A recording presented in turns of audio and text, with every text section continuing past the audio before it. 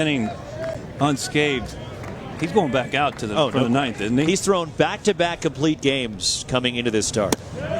Just low to Josh Bissonette, and it's 2-0. Bissonette from the musically inclined family. His dad currently on tour as a bassist for Elton John. It's Elton John's final tour. Really? Yeah. I made it up. 2-0 pitch is driven by Bissonette, left center field toward the alley. On the run, and the catch. Kenny Oyama tracks it down.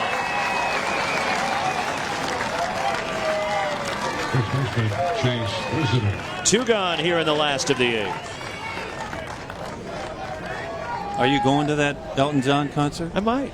No, you won't. You know you're not going. It's the final tour. The end of the Yellow Brick Road. Listen, you have told me about a lot of... All right, Grayson Bird had a single. There's Father Paul, very excited. Nobody scored, though, but that means the bases are loaded now. That's why Paul had his arms out like that. What? Nobody scored? Bases loaded, nobody out. 4-3, seventh inning. Nobody out. I think old Pops wanted to see an RBI, another RBI racked up. But, we're like, why do you hold him up? But I think he got a smart play.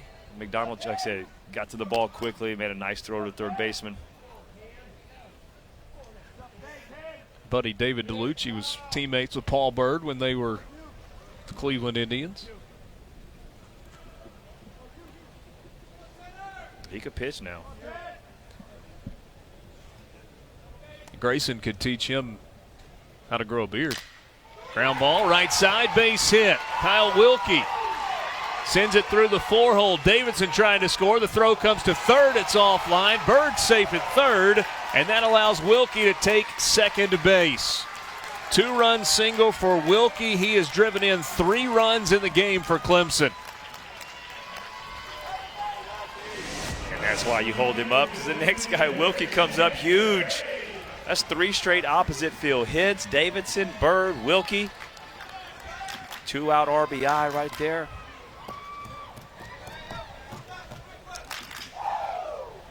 You wait till you get the guy with speed on second base. He comes in. Don't have to worry about holding up Davidson. They still got a lot of damage to do right now, though. Second and third, nobody out.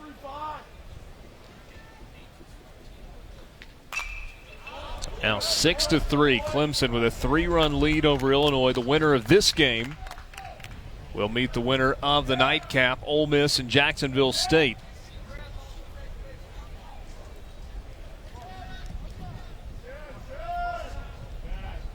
Grayson Bird at third, Wilkie at second, and Chad Ferry at the plate. Ferry 0 for 1 with a couple of walks. Still nobody out for Clemson. It's the Oxford Regional. Ole Miss, the number 12 national seed. Game 2 of the day coming up tonight. 8 Eastern. Jacksonville State, champions of the Ohio Valley Conference, have just made their way into the ballpark.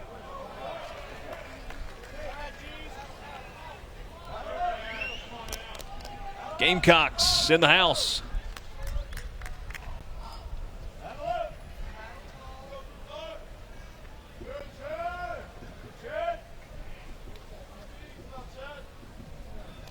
Ball and 2 strikes to Ferry. Good pitch there, inside corner from Sefcik. Just painted the inner black.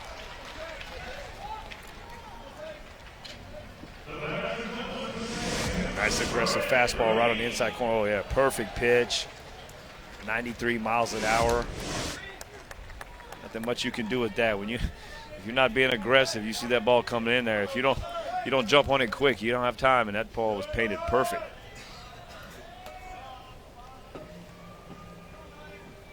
That's the lost art of pitching a lot of times, especially in college with the aluminum bats. Guys are scared to throw in.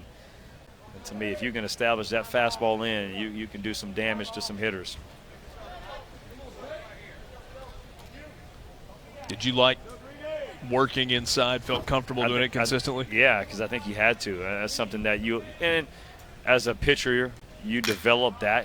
A lot of times it's a mental thing. Thinking you're going to, when you think about the guys that want to drive the ball out of the ballpark, you're like, oh, I can't get inside. I mean, I got to stay away from him. But for the most part, it's the opposite way of thinking. You have to tie those hands up because they just want to extend their arms, go out and get that ball in the outer third, outer part of the plate, and drive the ball in the gaps. And so you got to be able to tie the hitters up, keep their hands in, and most guys don't want that ball inside. You know, every now and then you might have one of those little pesky guys that get on the plate and challenge you, want you to throw it in, and when you do, he turns on it. But you'll learn that. But for the most part, if you can pitch inside, you're going to get some good results. All handled by Cordy. Was there one guy that stood out above all the rest that you hated pitching to? For me, like in the big leagues, or Alfonso Soriano? It's not even a question. Really? Yeah, everything I threw up to him. It did. Balls, strikes, curveballs, changeups, cutters, fastballs, he hit them. It didn't matter. And I think he had 4 or 5 homers off me. He had 3 in one game. And it was one of those things I had a couple friends, Ryan Terrio and Mike Fontenot, who I'd played summer ball with and grew up with, and they were playing with the Cubs with Soriano, and he's like, when they'd go over their pitcher meeting, they would call him in there like, what do you got on him? And he's like, what are you talking about? They're like, well, you're hitting like 800 off of him. How do you not know? And he goes, I don't know. I see the ball and hit it. And I mean, there was times where I threw the first pitch of a game, ball's fastball up and away, it's a ball, and he hits it oppo in Atlanta. And I'm like, why did you even swing it that, much less how'd you hit that over? He's the guy, I mean, everybody would go up there, strike him out, and I'm like, I can't get him out. In fairness, he He's did a good- hit he's a good player. He hit 412 home runs in the big leagues. I think I'm 4 or 5 of those, and only like 20 at bats. So,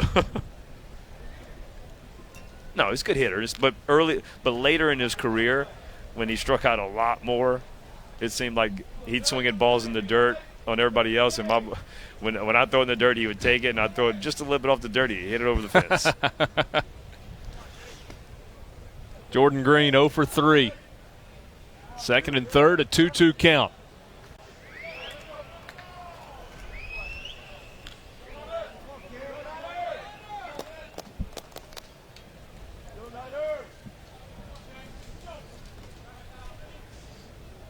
Sam Hall will hit next. Another pitch by Sefcik is spoiled by Jordan Green.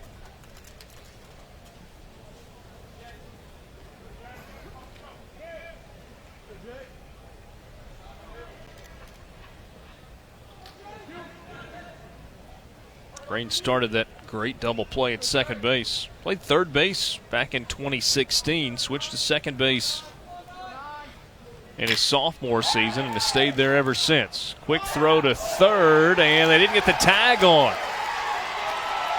Not enough from Camille on the throw to Van Scoy. Run comes home to score, and Illinois does not record an out. Yeah, it's a nice job by Comilla trying to get that lead out, but just a little nonchalant little flip across his body, and that pulled Van Scoy's glove. He had to go over on his opposite side to get it, and it's a nice base running by Wilkie. He's able to get on the outside part of the bag, get safe. Tell you that. You mentioned the play that Green made, though. That, to me, that was the big momentum shift in the game, because if he doesn't make that play, it was already 4-3. Clemson was holding on to a 1-run lead. If he doesn't make that glove flip, which he almost did, and Davidson kind of saved him, I believe Illinois would have scored 2 runs on that play. And so a lot different when you're all of a sudden coming up behind instead of with that 1-run lead. Jordan Green gets his 24th RBI of the year. He's at first after the fielder's choice. Wilkie now at third base, and Sam Hall at the plate. Clemson with a 4-run lead over Illinois, 7-3.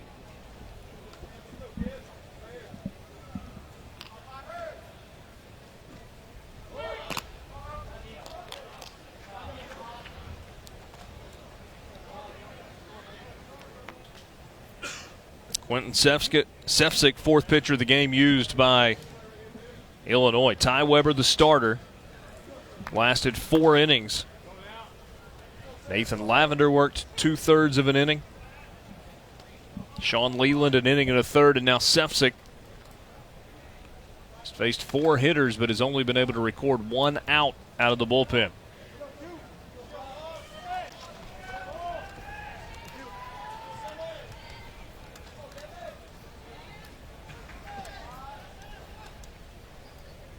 Tyler Ingles throwing in the bullpen now for Illinois. All that time showed bunt. Potentially thinking safety squeeze. That's the right-hander Ingle. On the other side of the coin, Monty Lee made the decision to go to the bullpen early. He said he just didn't think Jacob Hennessy had it.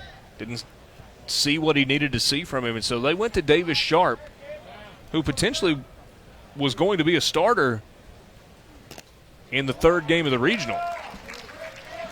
You knew after Hennessy started today that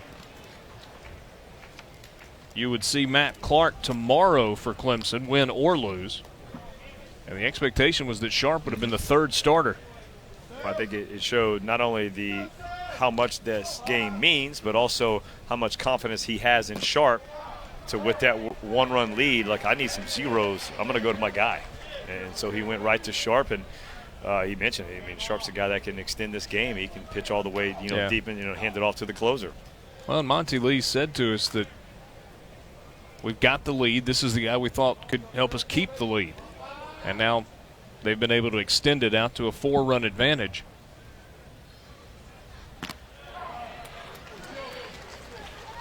Full count now to Sam Hall.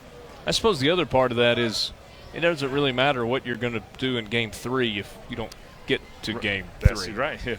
You see a lot of coaches and players and fans, you think like that, but no, you have to get through Game 1, get through Game 2 before there's any chance. And when it comes down to it and you're in Game 3 and you have the chance to win a regional, if that's how it plays out, you'll see some guys go, my arm doesn't feel bad anymore. It feels good today.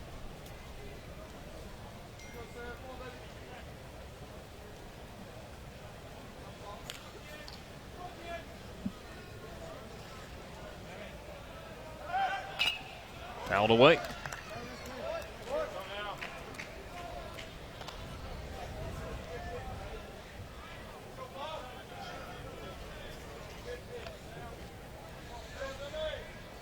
Big day for Kyle Wilkie for Clemson. Had an RBI single in the first inning,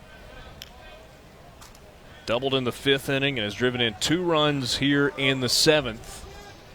It was his 2-run single that opened this game up. 3 runs across top of the seventh. It's 7-3.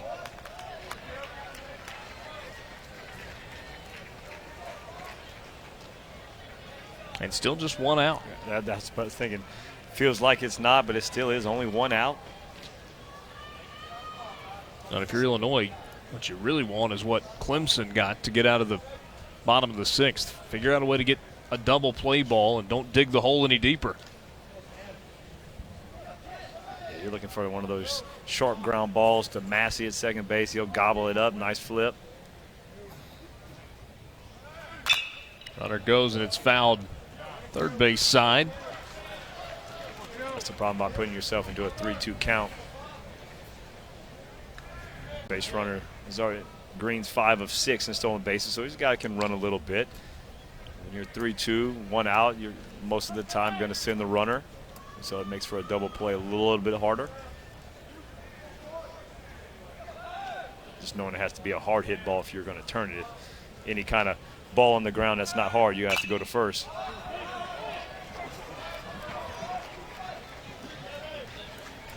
Coming up, the 10th pitch of the at-bat.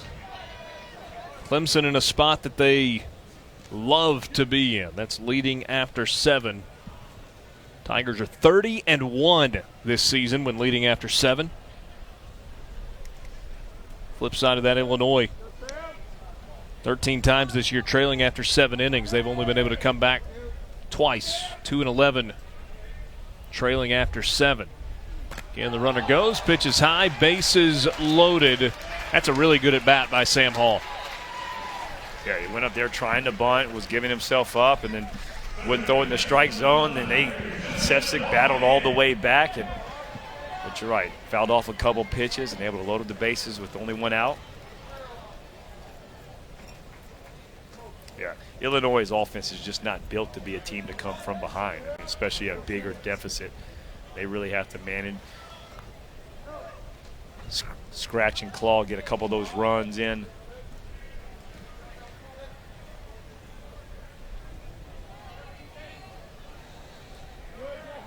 Justin Hawkins 1 for 3. Bases loaded, only one out. Hawkins hits a fly ball to right center. Long run. Yalowitz on the run, reaches up, and he makes the catch in the warning track. It's going to be deep enough for a sacrifice fly. The runners get back to the bags. What a play by Yalowitz in right for Illinois.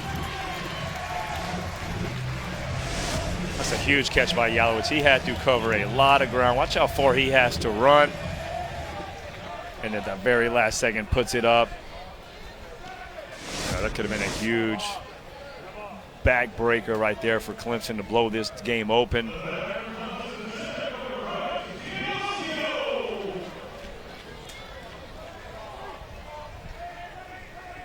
Now we're going to have an appeal. Sefcik will toss it over to third, and an out.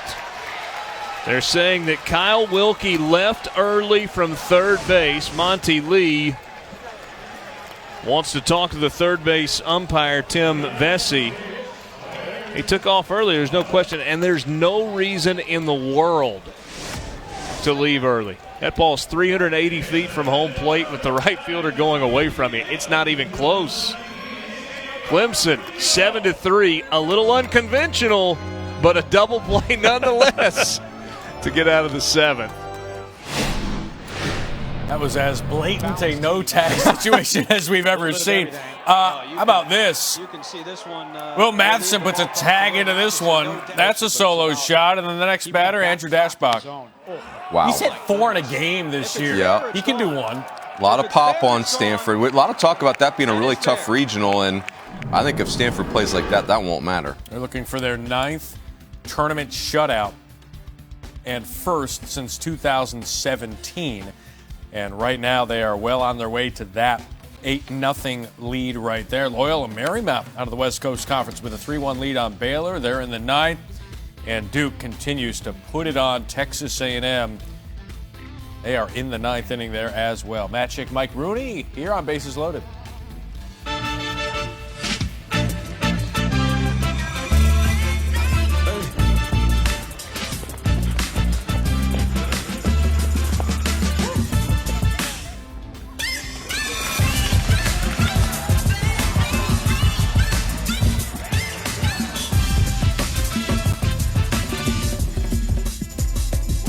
If you have the talent and dedication to succeed in school and in sports, we'll provide the opportunity.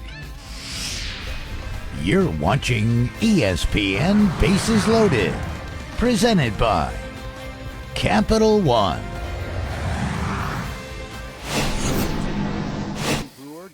Well, we head to Corvallis, where it has been all Michigan in this game. Carl Kaufman has gone the distance so far, pitching the shutout for Michigan. Got more than enough help. 10 hits, 6 runs here from his offense. It doesn't look great for the young man. And now they've lost Blomgren. We'll try to get a report.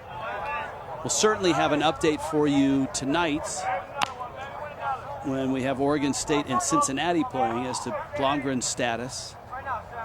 But it hasn't bothered Michigan one bit. They have a 6-0 lead. Swing and a miss there from Jesse Franklin, who's 1 for 4 today.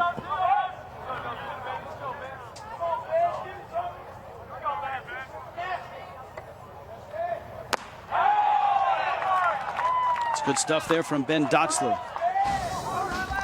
Jordan Brewer, Big Ten Player of the Year, and this was his batting practice, Kevin.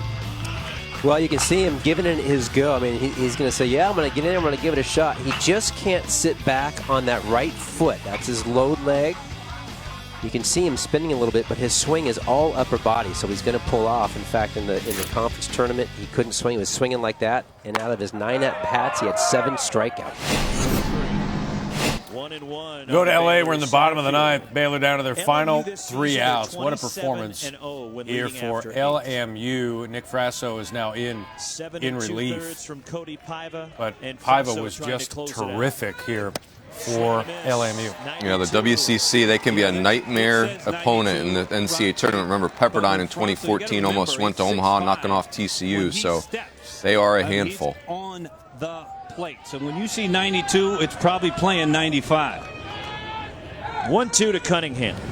In tight, turning out of the way was Richard Cunningham. It's 2-2. And for LMU all time, this is their 29th NCAA tournament game. They have never held an opponent to fewer than 2 runs. They lead this 3-1 in the 9th. Foul back. Well, what's even more impressive, Roxy, is Steve Rodriguez's offense of this Baylor Bears was the best in the Big 12.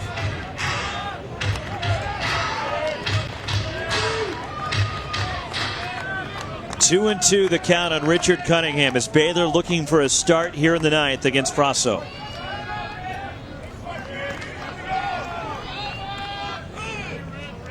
The pitch, fouled straight back. Cunningham on the heater. This is probably the guy you want up leading off this 9th inning for Baylor Bears. I mean, he's a 5th-year senior, 2 degrees, and we talked in the dugout yesterday. Who is the leader? It all goes through him. And a 23-game hitting streak for Cunningham. Foul out in each of the 1st and 3rd innings, and a fly out to center in the 6th.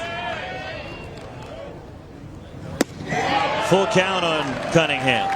He'll gladly trade that hitting streak to walk right here and bring the tying run to the plate. Interesting pitch on a 2-2 count, Roxy. He throws the changeup. Cunningham knows what pitch is coming. Baylor knows how important this at-bat is for them as well. This is fun. This is just old-fashioned hardball here, folks. Frasso says, hey, I'm going to throw the fastball. You try to hit it. 9th pitch of the at-bat, starting the bottom of the 9th. Richard Cunningham facing Nick Frasso. Pushing toward foul ground and out of play over into the Baylor bullpen. I mean, Cunningham just trying to stay alive, Roxy. You see he's tardy on all these fastballs. I'm a little bit surprised at the alignment of the outfield for LMU. Grunberg, Hirsch, and Oyama, in my opinion, need to be tilted towards the opposite way here.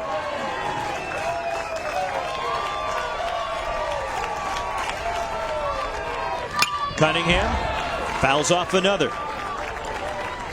I mean, Hirsch in center field, Roxy's playing him straight up, and Cunningham is real tardy at this fastball. And what I mean by that is that Cunningham being late on the fastball, if he puts a ball in play, and if it's long as it's a fastball, it's going to be hit the other way. Again, the 3-2. Cunningham, another foul ball.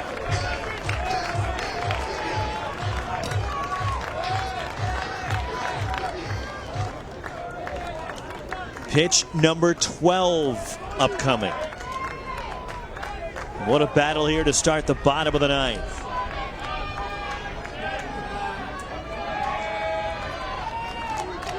Frasso again. This one is in the field of play and behind second. The WCC Defensive Player of the Year. Nick Sogard puts it away, and there's 1 out in the last of the 9th. ESPN Networks brings you every game on the road to Omaha, starting with regional coverage on ESPN2, ESPNU, SEC Network, and ESPN3. Whip-around coverage also available through ESPN3 and the Bases Loaded channel. All coverage is available on the ESPN app. What are the odds that Matt Schick and Mike Rooney are watching our game right now? High probability. 1 out, bottom of the 9th. Shea Langoliers takes a strike. He is 0 for 3. Averages dip below 300.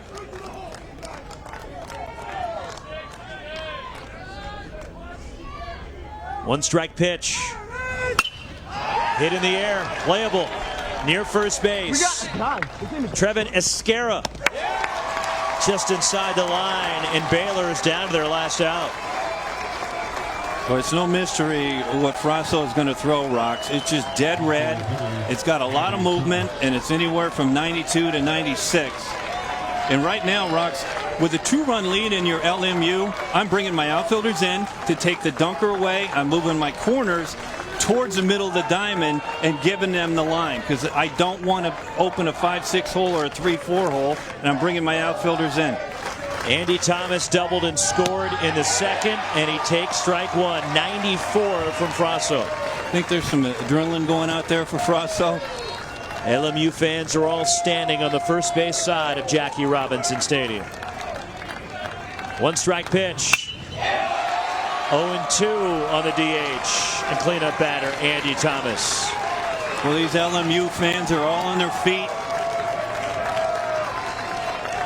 Baylor has lost each of their last 3 opening games in a regional and in danger of making it 4 straight. Thomas to left. Kenny Oyama. He's there. And LMU has won game 1 with a dominating pitching performance from Cody Paiva and Nick Frasso as they shut down the best offense in the Big 12 to start this Los Angeles Regional. Well, they really did. It's 2 real big-time clubs in Baylor, who obviously had a tremendous season in the Big 12. LMU snuck into the conference tournament. They were stuck here in the #1 team in the country in UCLA's regional. And you mentioned it. It started with Mr. Paiva. Cody Paiva was tremendous for LMU today, Roxy. And then Frasso came in, much of the same. They shut down Baylor to just 1 run on 4 hits. And LMU struggled to score runs all season, but they got enough today thanks to their pitching from the West Coast Conference Pitcher of the Year, Cody Paiva. And Nick Frasso pitched the Lions into the winner's bracket, awaiting the winner of our matchup tonight between UCLA and Omaha. It's just big-time baseball, exciting, big-time fans here. LMU brought... All right, we head to Morgantown now, where Texas A&M trying to make this somewhat interesting. 8-1, 2-1 here in the 9th. And that's going to get through the right side for a base hit. Dukoff coming around third. Schreck's throw coming to the plate is cut off, and it's 8-2. 15th RBI this season for Deloach.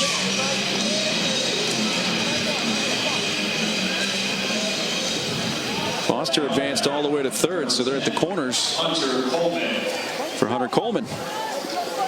You know, right now A&M looking for really anything positive out of the offensive side, whether they make it all the way back, tie it up, or have a walk-off here. You know, right now it just, they've scuffled so bad. They've yet to really put anything together from the first inning all the way to just now. And a hit by pitch is going to load the bases. Second hit by pitch of the inning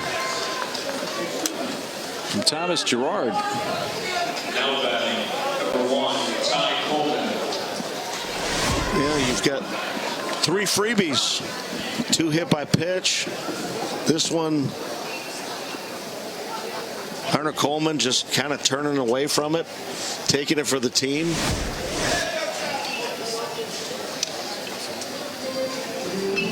Dusty Blake, who's the pitching coach for Duke, strolling out to the mound. Hey, what's going on out west? Stanford, Sacramento State, Nicholas Orr to left. Matt Smith is the left fielder. Watch him. Yeah, I got it. Oh, boy.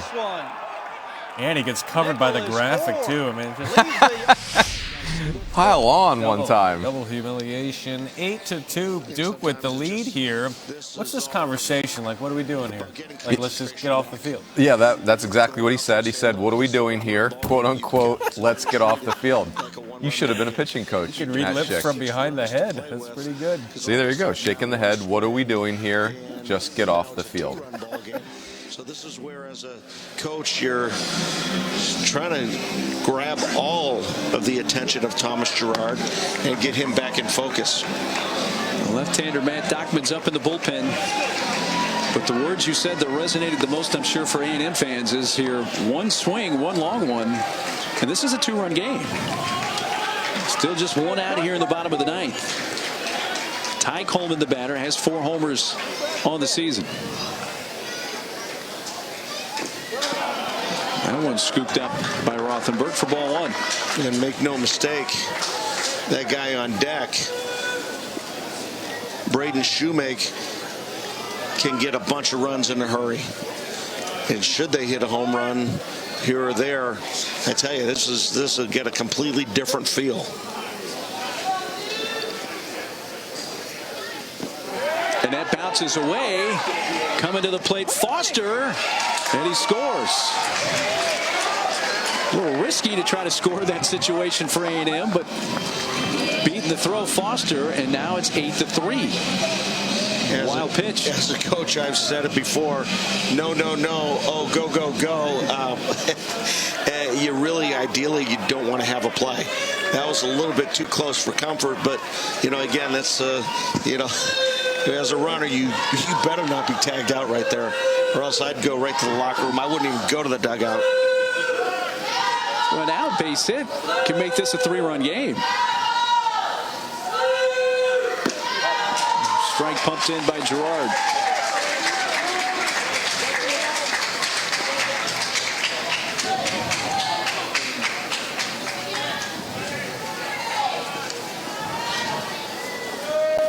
Seven innings, a 1-run baseball today for the Duke starting pitcher Ben Gross.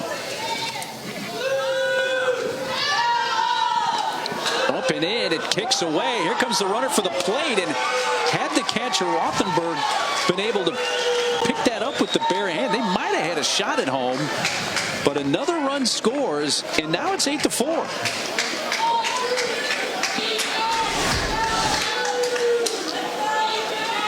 Well, pitch designed to be outside. That ball, as a catcher, you're gonna keep that ball in front of you at least. That's got to be caught. Yes, it did miss his spot by quite a bunch, but Rothenberg, and just again, looks like a little focus lost by Duke. That was a pass ball on the previous pitch that allowed the run to score, but now with the strike, the full count on Coleman. In this bottom of the ninth has suddenly got a lot more drama to it, as A&M has scored 3 times after the leadoff batter Honer flied out. That's a high fly foul out of play to the left. I mentioned it earlier in the inning that A&M looking for something positive to bring to tomorrow. If not, come all the way back today. But at least they're thinking, you know what, we can score some runs should they end up in the loser's bracket. Up the middle, base hit. A&M's not finished yet. It's 8-5. 31st RBI for Ty Coleman. Been a 4-run inning now for the Aggies.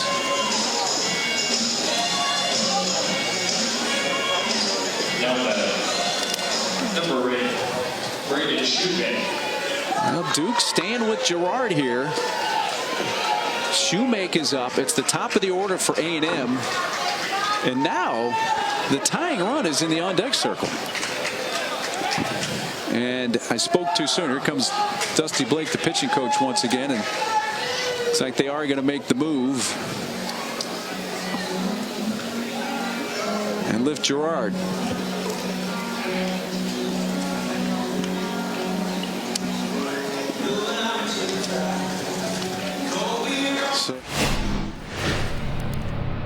We have an update for you. We're underway in Louisville in the nightcap, and UIC, that's Illinois Chicago. The Flames out of the Horizon League. Joshua Figueroa, 2-run shot.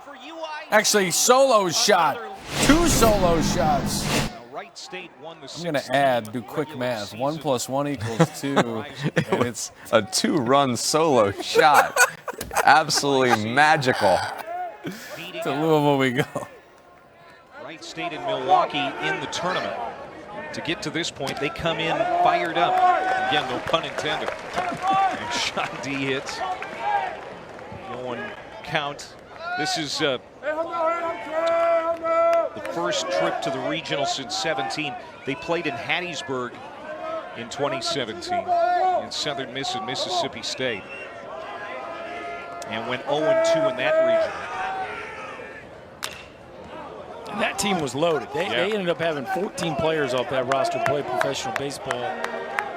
Even though they didn't win a game down in Hattiesburg, that team Mike D, he kind of knew that one was coming. This team surprised him a little bit. He felt like they were a year away from potentially making it to a regional, yet here they are. He said that Horizon League tournament's as much fun as he's had in his 21 years as a head coach here, just because the group kind of surprised him with how well they played. It all came together really in May. They've been 11-2 since the calendar turned to May. And on the last day of May, they have a 2-0 lead on the number 7 national seed, the 0-2. Just missed inside. I think Nick Bennett thought he had strike 3. That's a good pitch. And that's exactly what he's trying to do there. Move the hitter's feet on an 0-2 fastball. I love the pitch design. Just run it in there. And as soon as you get him to move his feet, that should open up some room on the outer half of the plate here on this 1-2 pitch.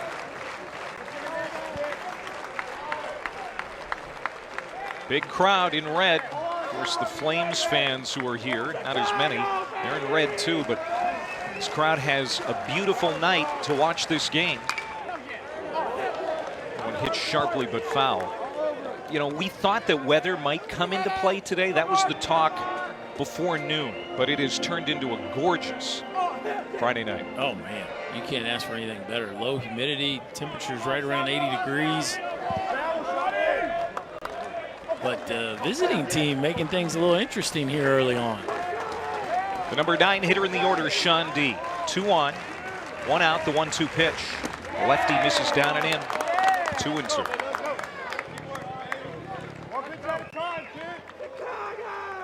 And the concern would be for Roger Williams after the first 1-2 pitch was fouled off. What does Nick Bennett have today that's going to garner a swing and miss? Can he snap that break? Warm-up pitches. All right, Matt Dockman is now in for Duke on the mound after Texas A&M has plated 4 runs here in the bottom of the 9th. Shoemaker, base hit in the first, sac fly in the 5th. Strike poured in.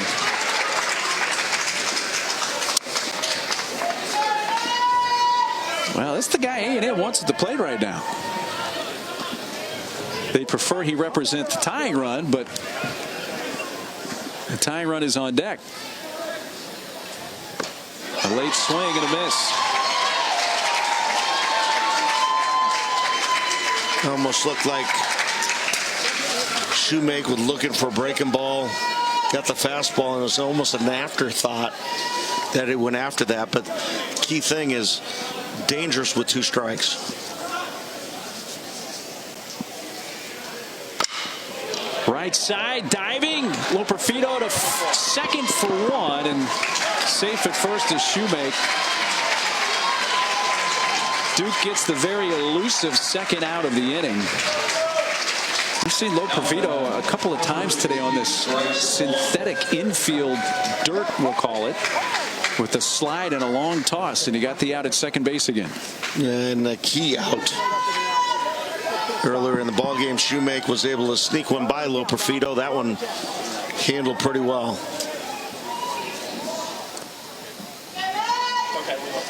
A&M down to their final out. Bryce Blom is the batter. Does have a double today.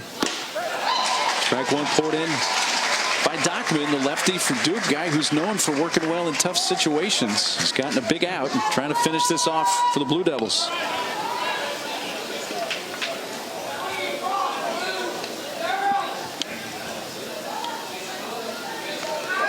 And he hit him, and the tying run is going to come to the plate for Texas A&M with 2 outs in the 9th.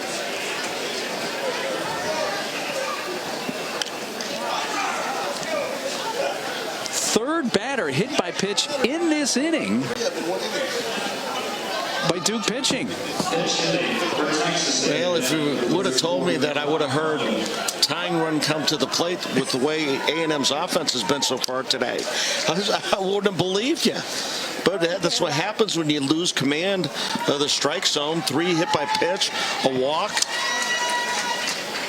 They're going to go to the bench. Ty Condell going to bat for Cam Blake, representing the tying run.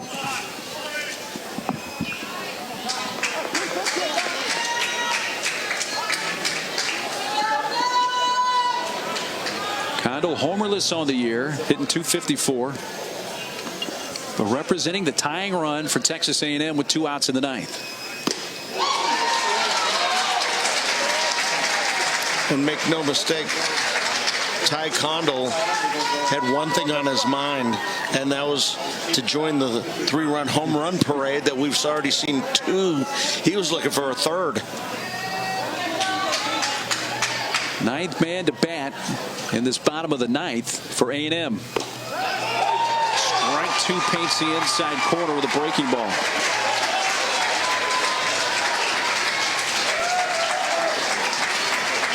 Aggies have fought back, got the tying run to the plate. They were down 8-1 when the inning began here in the bottom of the 9th, but are down to their last strike.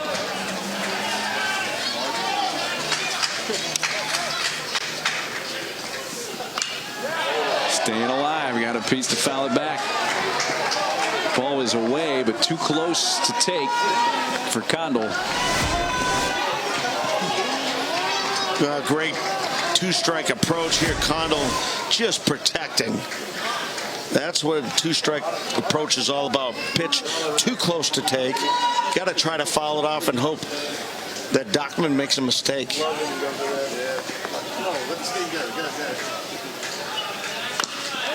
And again, Condell staying alive.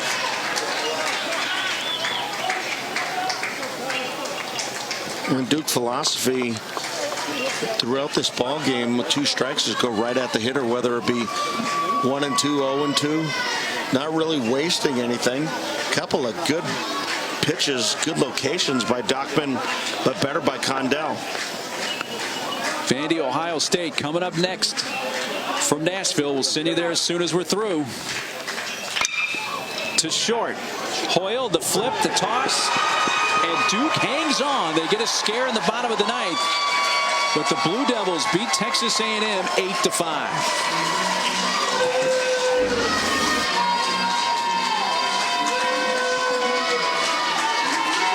So Duke wins it. They're in the winner's bracket, awaiting the winner of the upcoming West Virginia Fordham game.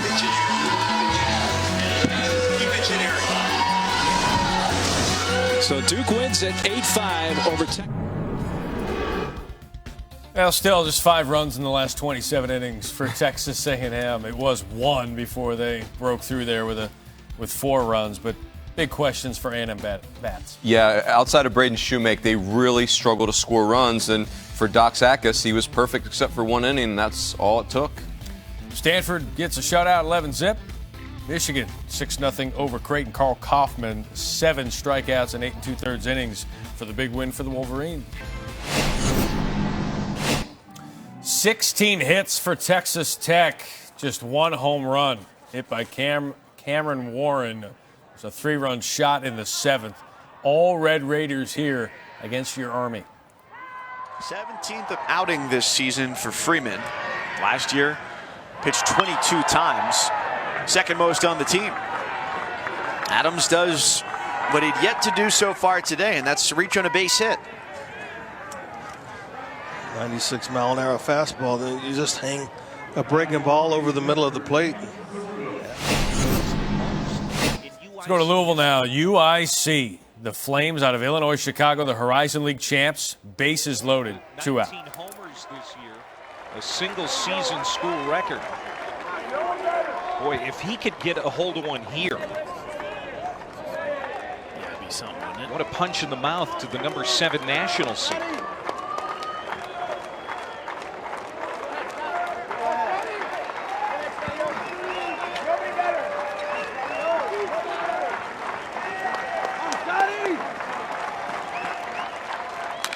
Ground ball.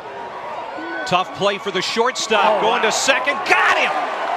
Tyler Fitzgerald.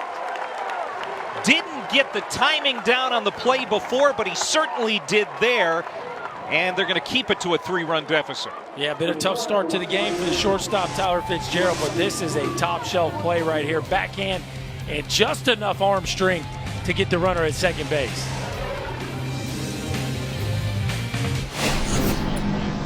Let's go to Oxford, where Clemson plated 3 in the 7th, 1 in the 8th. Illinois and Dan Hartleb's club have a ways to go here. Down 5, 2 outs in the 8th.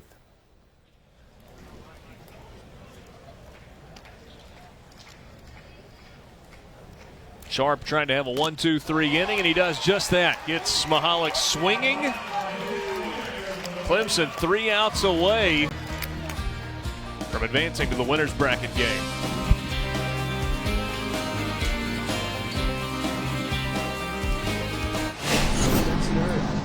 All right, from Oxford to Oklahoma City. Host school, Oklahoma State in action. Leadoff batter is on for the Crimson. Show bunt to called strike. This is the son of the Hall of Famer Trevor Hoffman. Quinn, very good defensive second baseman, has battled some arm issues.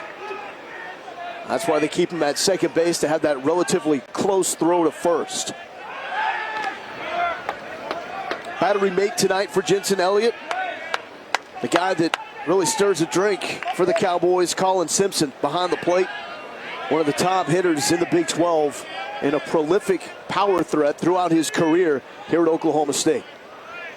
Christian Funk really creeping in as that bunt hits the plate and bounces foul.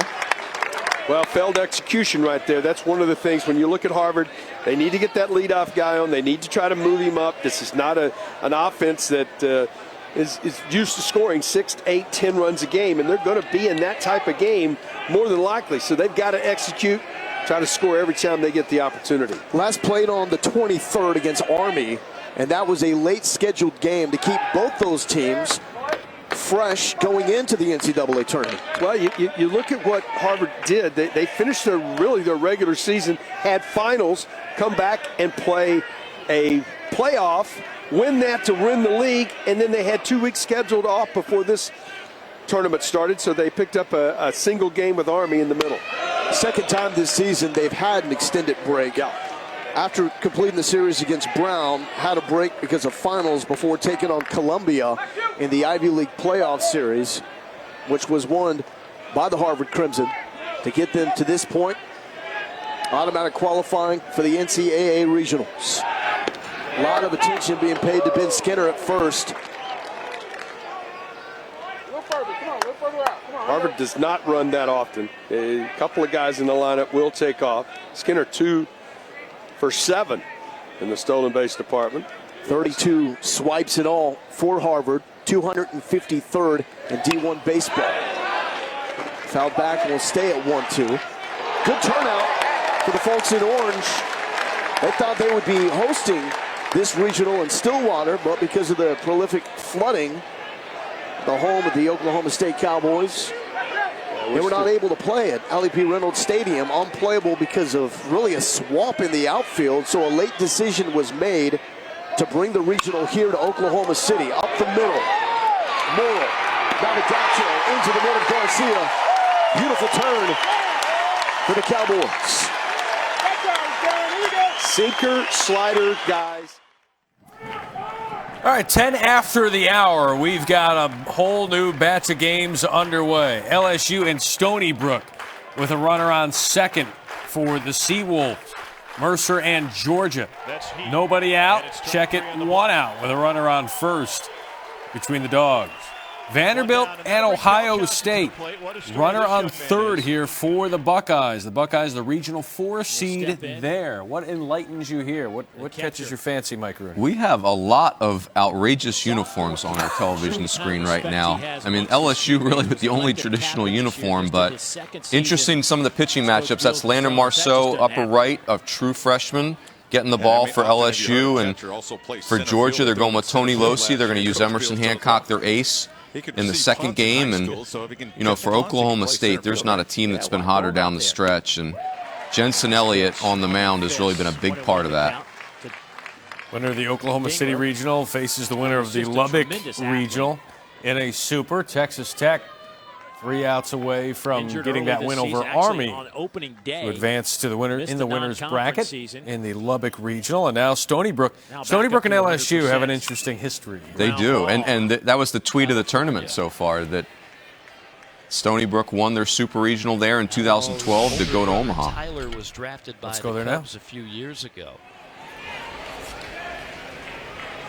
I think people are now realizing Stony Brook is a legitimate baseball program that has happened over the course of time under head coach Matt Sink.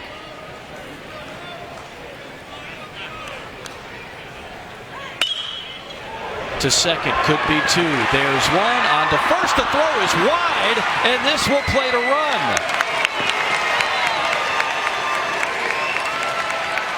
Well, I tell you what, just a tailor-made, perfect. Couldn't take it off of a fungo bat any better. Ground ball to turn double play. Broussard at second base comes and gets it. It's a nice flip right to the chest of Josh Smith, who has all day to cut it loose, but instead he throws it down the line. Chris Reed can't keep it in front. And what should have been an inning double play, the Seawolves strike first. One here in the first inning.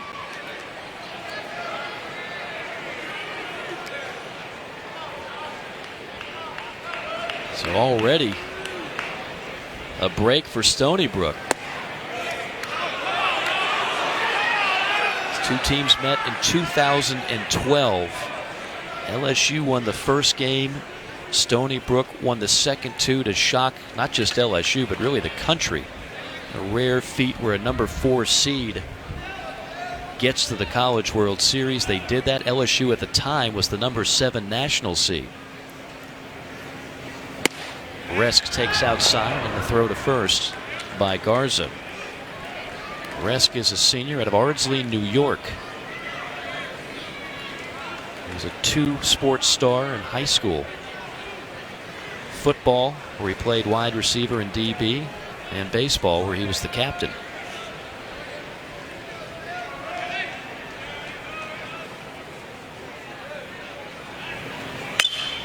Will pop up. Hughes has it measured. Side retired. But an errant throw and what should have been a double play paves the way for a run for the Seawolves. 1-0 our score.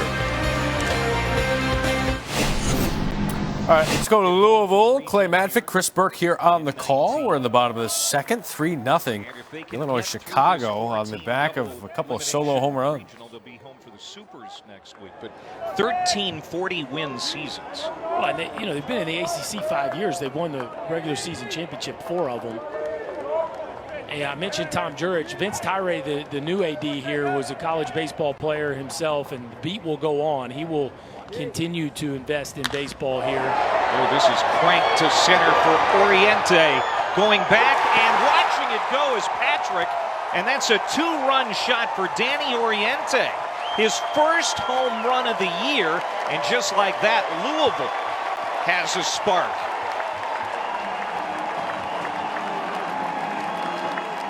Picked a good time to hit your first one, young fella.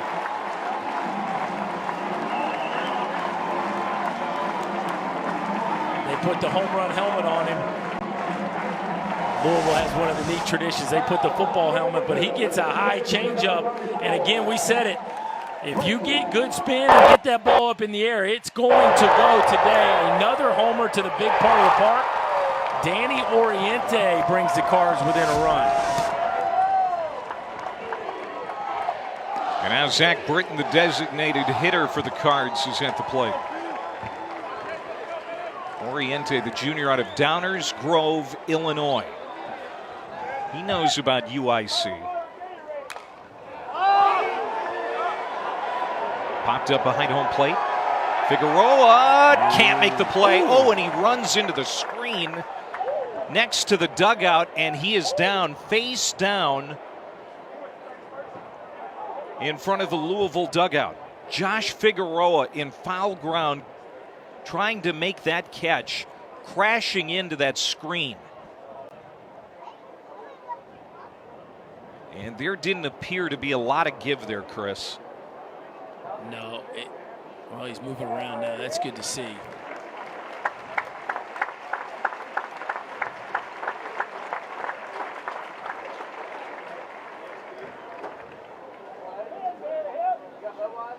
It really looked like his head took took kind of a violent snap. And again, the wind today, you know these balls that are hit towards the backstop are going to do some crazy. Watch right here. Oof. Looked like he maybe hopefully got the shoulder and the arm before the head, I hope. And protective screen is there. You can see the ball girl. And that is to protect them. Yeah. And that's why that screen is there. You generally don't see a screen like that in fair play or on the playing surface, I should say. But they have it here, and Figueroa ran right into it.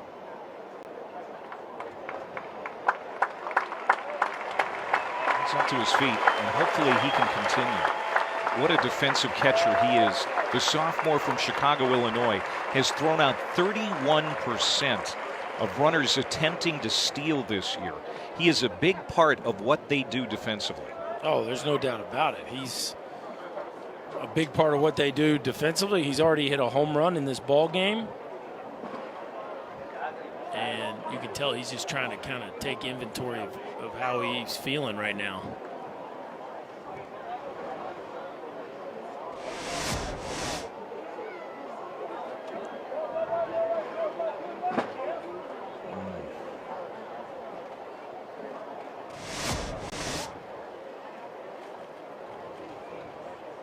Making sure that there's not a head injury.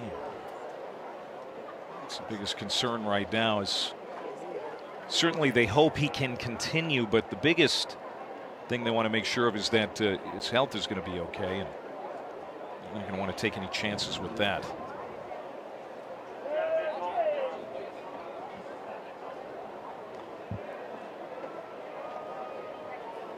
He's not giving very many positive signs that look like he wants to stay in the game.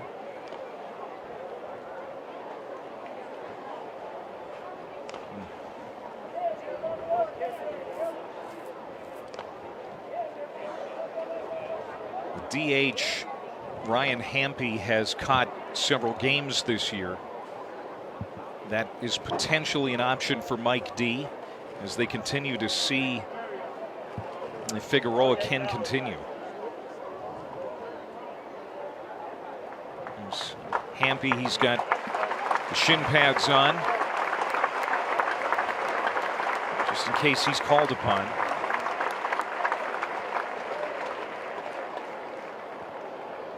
And now Figueroa is going to go over to the Louisville trainer. I'll talk to him real quick.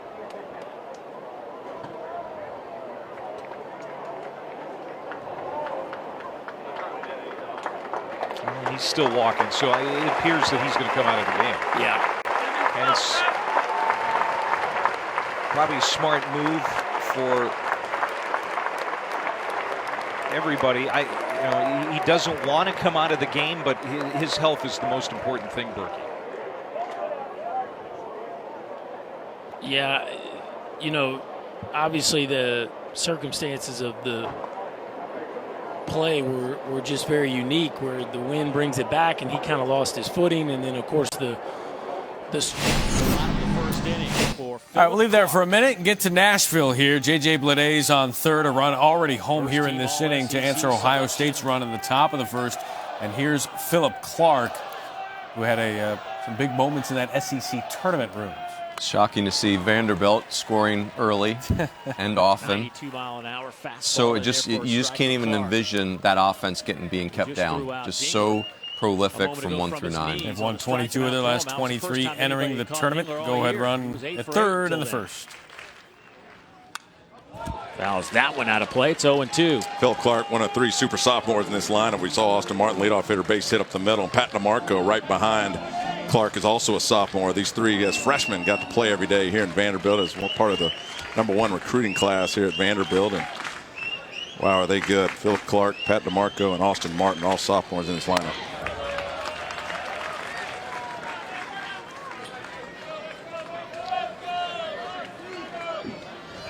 This is a Vandy team that hits .319. That is tops in the SEC, 4th in the country.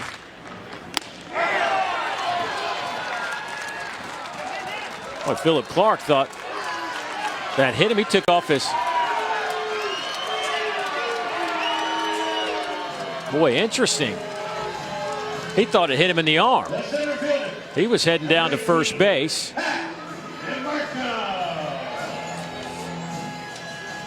Well, the whole plate umpire, Brian Miller, heard something. He thought it was a tip off the bat and a catch. Phil Clark certainly I'll show you a two-box here. like It looks like they want to. Tim Corbin's going to talk to the home plate umpire about that. Take another look. Colin Simpson has a double to move the runner from first to third. He's on second. If it caught any bad, doesn't look like it hit him. Yeah, I don't know. There was definitely a sound, though, because the umpire, they go off of sound as much as anything there. See it catching any part of the bat. Certainly looks like it hit him where Todd he said Walker it did, sounds right on that left wrist. skeptical about it hitting the bat, which makes you think it maybe nicked that wrist guard. Yeah. If there was a sound, interesting. It's really hard to tell if that ball hit him, though. Well, bottom of the first, Oklahoma State. Another OSU here in this tournament. Cowboys are just playing with such confidence right now. Yeah, no question. I mean, they're amongst the leaders in the nation in home runs. They do strike out a lot offensively, but the pitching's really come on. Remember, they got just housed by Texas Tech in a 3-game series, but other than that, they've been perfect. Go up to Oregon State, sweep a series, win the Big 12 tournament. Really hot team. Won the Big 12 tournament at this very field at Bricktown last weekend. This regional move from Stillwater to Oklahoma City.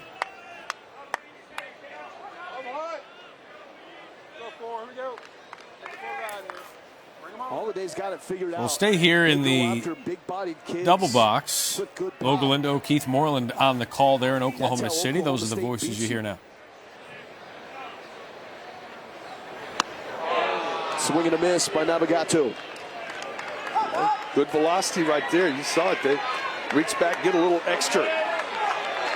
Did Hunter Biggie right there. Now he's got him set up with the open base. For me, I go that hard breaking ball twice and see if I can't get the punch out.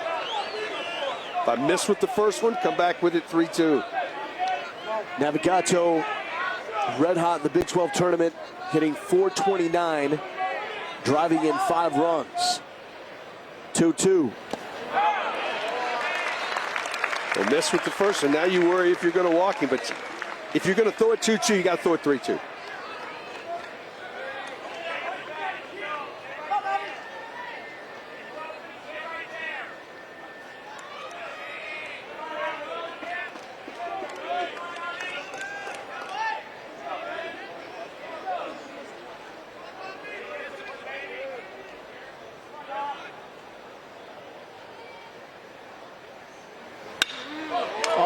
Potential double play ball.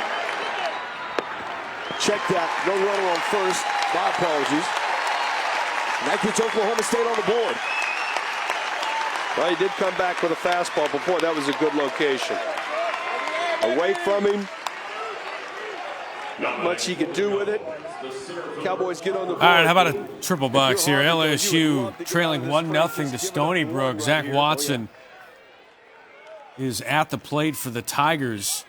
As Stony Brook scored on an unearned run, a throwing error by the Tigers. Especially the second half. That is going to be one fun regional right there. You got 4 teams. Think about this: 4 teams that have been to Omaha, 4 programs that have been to Omaha in the last 10 years in the Baton Rouge Regional. Yeah, Arizona State, Southern Miss, Stony Brook.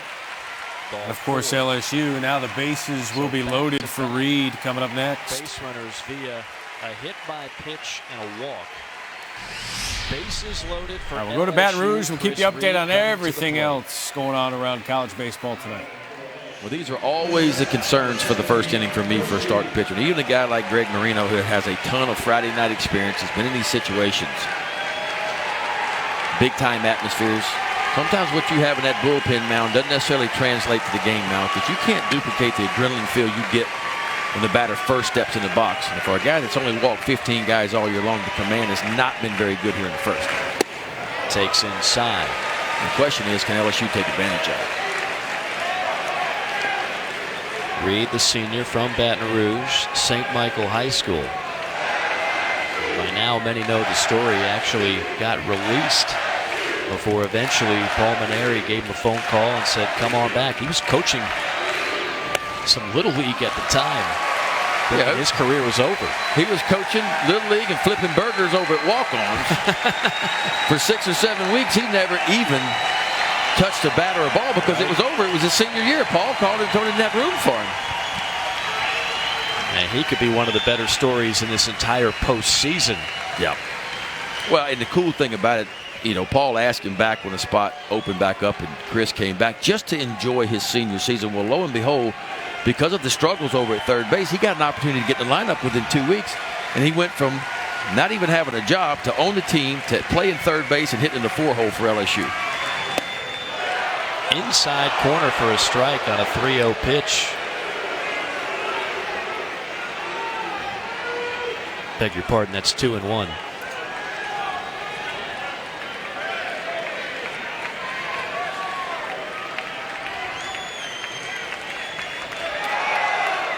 Duplantis, Peloso, Watson aboard. And another 3-ball count for Greg Marino, who was laboring out there in this first inning. Already 27 pitches. 11 of the last 14 pitches he's thrown have been out of the strike zone. Big 3-1 here. Ball 4, he walked in a run. 3 straight base runners without the benefit of a hit for LSU, and the game is tied.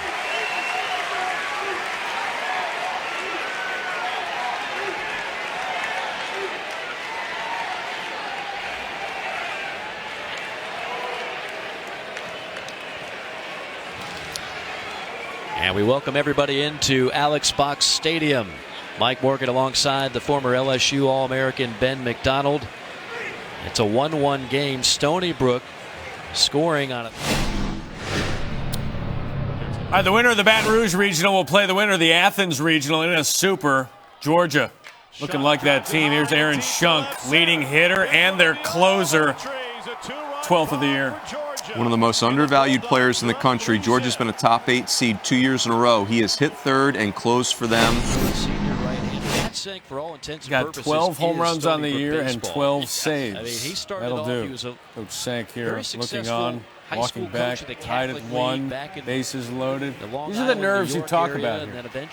These are the nerves rooms where guys just can't find the plate in that first game, especially in a place like the Box. And I think that's why Coach Sank goes out there, because he has seen success in this stadium. And these SEC atmospheres can be a lot to take in first time through.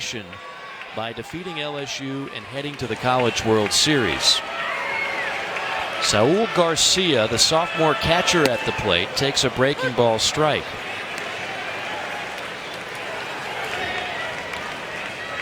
Well, Garza has been LSU's best hitter the last 5 or 6 weeks, no doubt about that. A young man that got off to a slow start, had a knee operation back in the fall, didn't allow him to catch the first really 6 to 8 weeks of the season. He just DH'd a little bit, and the batting average was ugly. But he figured out something just about 5 weeks ago and has brought his batting average up about 100 points. You see it up to 290 now. All those home runs have come the last 5 weeks as well. And he's made a difference down the bottom part of the lineup for LSU. He comes in riding an 8-game hitting streak. 5 home runs in his last 72 at-bats. Bounces one to third, but foul.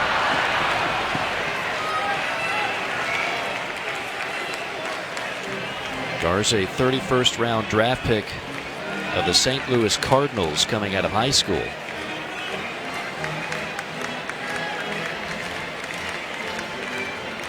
Yeah, a young man that really didn't play any travel ball growing up, and way down in South Texas, was a football player.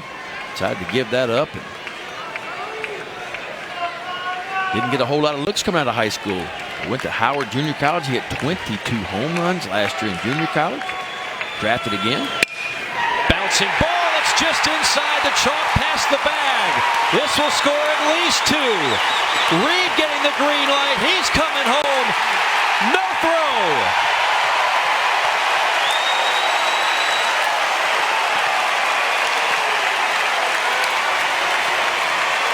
Bases clearing double by the sophomore Saul Garza.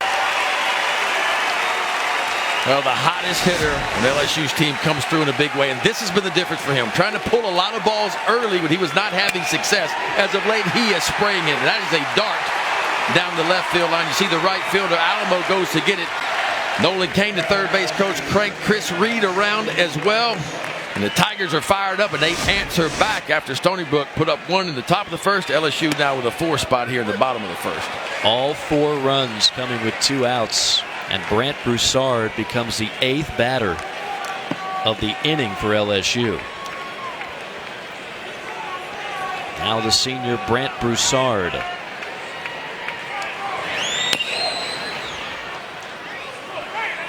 Broussard, whose father Burke was the starting second baseman on LSU's first College World Series team in 1986.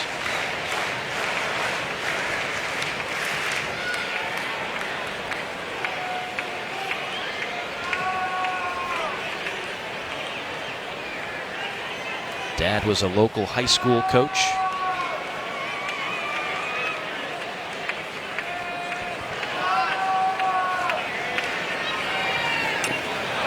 And much like we saw in the first game.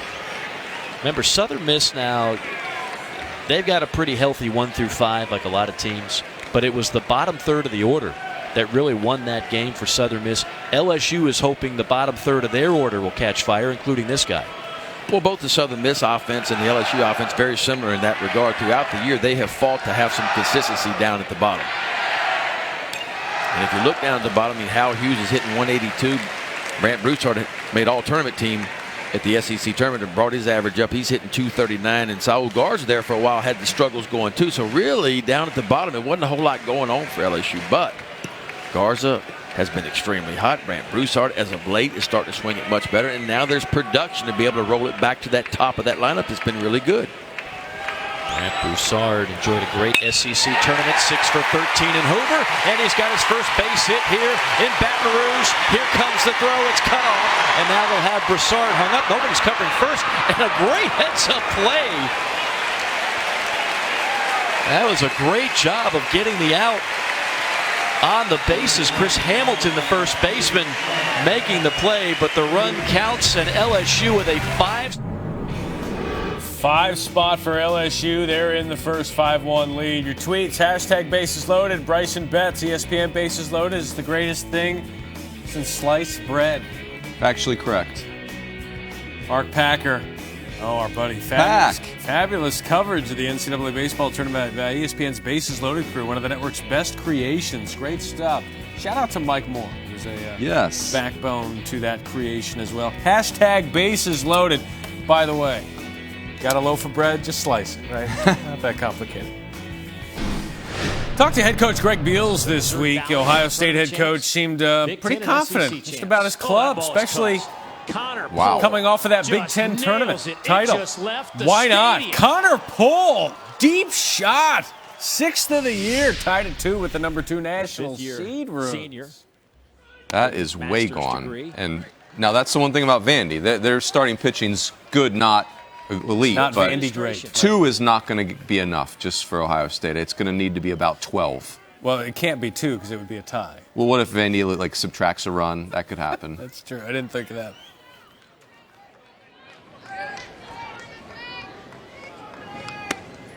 There's a strike, 2-1. Great name, too. Ridge Winan. Julian Fonte at first base holding the runner on. Big hole on the right side. As a left-handed hitter, I always thought I'd get predominantly fastballs. He doesn't want to flip the off speed and allow him to roll over it into right field, put the guy at third base with less than 2 outs. So I always hunting the fastball in this situation.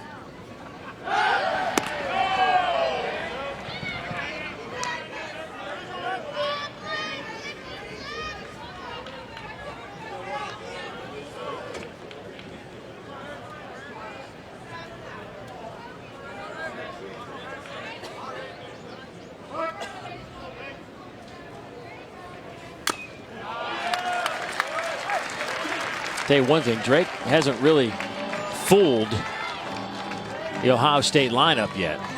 They have barreled up some balls on him now. You know, it takes so much concentration to put it, like we were talking about with Drake Fellows' very first pitch is what I go back to, just throwing it right on that outside corner, the perfect pitch. It takes a lot of concentration. I think you got to know who to do that to and who you can split the plate on. Right there, he just split the plate on the 8-hole ridge, Winan, and got away with it, swung through it. So you got to kind of know and navigate through that lineup as to who you can kind of let down mentally with and who you have to really concentrate on.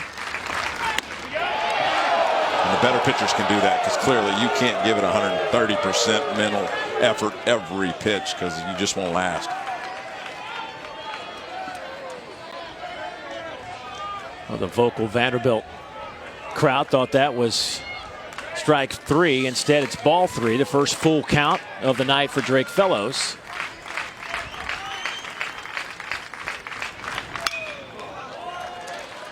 Drake on the year has walked just, well, if you count tonight's walk, 37 now, and what is 93 innings of work. So this is going to be a fastball, and as a coach, you'd really like to go ahead and have the runner go in motion, stay out of the double play, especially with the left-handed hitter. But you got to trust that your hitter's not going to swing through a fastball. And Totis at first base, again, with not a lot of speed.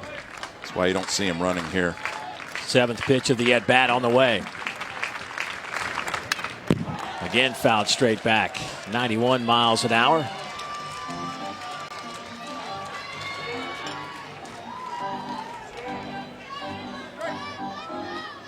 This Ohio State team just played in front of 17,500 at TD Ameritrade Park in Omaha when they took on Nebraska for that championship in the Big Ten. So playing in front of a hostile crowd on the road, not going to bother this group. You can bet that the majority of those folks at TD Ameritrade were rooting for the Cornhuskers. That was a nice pitch by Drake Fellows. Again, Winan's looking for that fastball. He drops a little slider on him, low and in. Great job by Riz just putting that ball in play. Almost got the double down the line.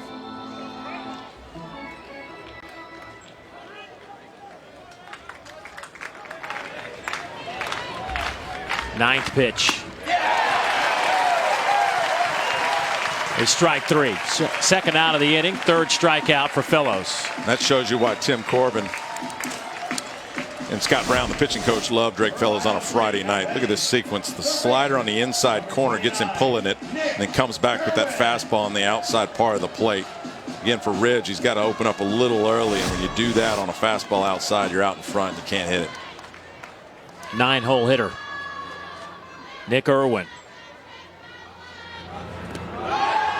That one bounces away from Philip Clark, and that will get Totis out to second base.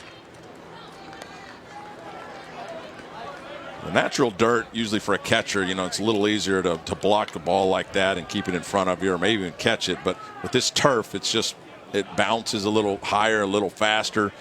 And this turf's very fast. And right there for Clark, just wasn't able to get in front of it and block it.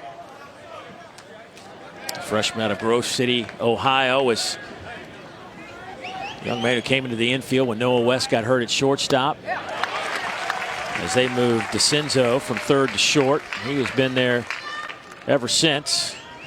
Had a great Big Ten championship game. Defensively, basically saved the day with a couple of outstanding plays.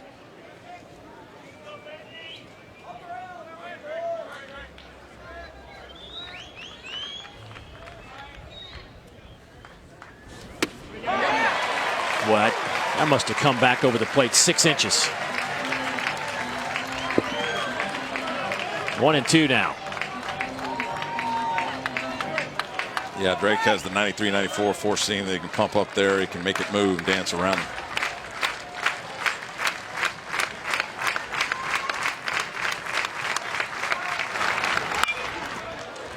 Out to second. Harrison Ray, backhand, and a throw to first. Inning is over. But an explosion off the bat of Connor Pohl ties things up. The strike. It has been a long inning for Mercer here in the bottom of the first as the Bears, the Southern Conference champs, 4th NCAA appearance, trying to get out of this inning. 4 already across.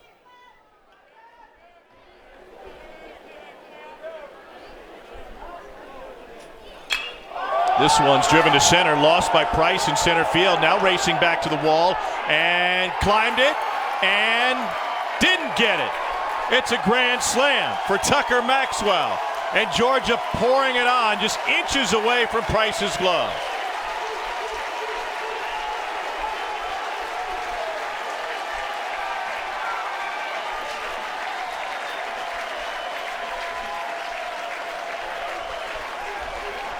Have an inning. And for Jackson Kelly, that arm angle works really good against right-handers because it looks like it's coming from behind him. But for a lefty, you can see that ball the whole time. Tucker Maxwell, we talked about the power. Already doubled in this inning with the wind blowing out. Anything with backspin's got a chance to get out of here. Little bit of a late break for Colin Price again. He didn't see that ball immediately off the bat. If he did, may have been able to catch this because he's just about 3 or 4 inches away from robbing a grand slam. Instead, it's an 8-run first now for Georgia. Actually looked like Price overran.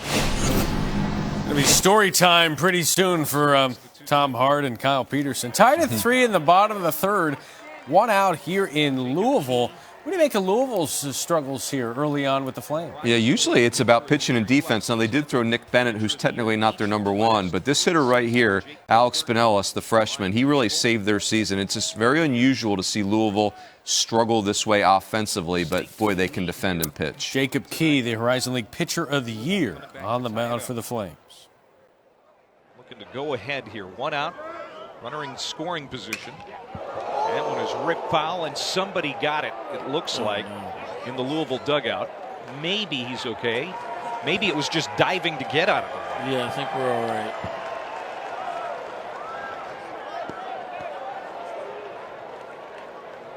There was ducking for cover in that Cardinals dugout. That has been a battlefield over there tonight. Figueroa crashing into the screen. Line drive foul balls. Checked his swing, didn't mean to. Well placed. This might be an infield hit. It is. And the throw gets into right field.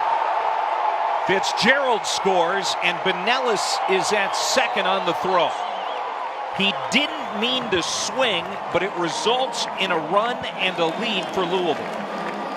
Yeah, and that's just a poor decision by your backup catcher there. This is one of those where your internal clock has to tell you there's no play. So look how long Hampy runs to get to this ball. And at that point, once you've turned to 360, like you just got to put that one in your pocket, have the patience to play the next play. But he tries to force something, throws it down the right field line. Fitzgerald scores. Pinellas advances to scoring position. And the Cardinals keep it going on the good fortune of an infield single and a E2. Show you what's going on in Nashville. Steven Scott leads off the inning with a triple. And Harrison Ray now at the plate for Vanderbilt. You were right. It doesn't appear 2 runs is going to be enough for the Buckeyes. It is definitely not. Vanderbilt could score every inning. And I'll tell you, for Louisville, it feels like this regional is very doable for them. But that Greenville matchup, that Greenville regional, that could get really, really interesting. Louisville Regional paired up with the Greenville Regional for a super regional matchup. We'll see if any more baseball is played in Greenville today. Campbell and NC State. Right now, it's still 5-4 Campbell in the 9th inning, and they haven't played for the last 4 hours because of weather. Definitely feel like the advantage there is for NC State to just kind of get themselves right. And remember, NC State has had a really good season, played very poorly in the ACC tournament. Well, and he's battled injuries. This was a young man that Coach McDonald thought was going to start from the day he walked on campus. Ray skies that one to left. Really hit. Scott should be able to tag. He will. It'll be 3-2 Vanderbilt over Ohio State. Ohio State, the regional 4 seed and Big Ten tournament champs, one of 5 Big Ten teams in the field. Second one of my calls that came through today, Matty. Are you keeping score of that, or do I need to do that? I'm sorry, what did you say? Yeah, that's what I thought. By the way, at the end of the night tonight, we will recap one of the most incredible moments in the history of Bases Loaded. We will replay it for you. Mike Rooney with a Can't called play shot. it enough, quite honestly. Yeah, sure. All weekend we shall replay it. It'll be on your personal Facebook page, I'm sure. Louisville 4-3 here in the third. How do you pitch when you don't have any one pitch that can overpower anybody? And it's the true definition of the word pitch. Change eye levels, change speeds, change shapes. manipulate the baseball. He represents all those things very well. And he blows that one by Danny Oriente, who stuck him for a 2-run homer his last time up. This time it is Key who wins the battle. 2 down. Yeah, 86 miles an hour. But it plays up because you've been pulling the string for most of the game with changeup and breaking ball. And then you elevate a fastball, and Oriente caught maybe looking for something soft, gets blown away. Third strikeout for Key as Britton bats. You know, you and Key were yucking it up yesterday because he's from Tennessee. You played at Tennessee. He's a big Vols fan. Yeah, I said him and his whole family are all about Tennessee. I said maybe we can get him to play Rocky Top. His face lit up. I was kind of kidding, but he was dead serious about it.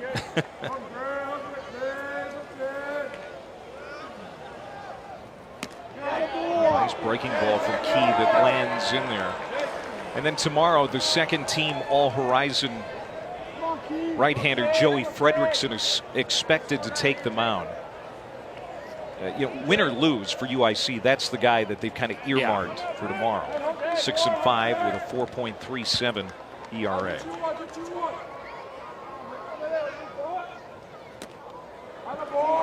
And now 2-1.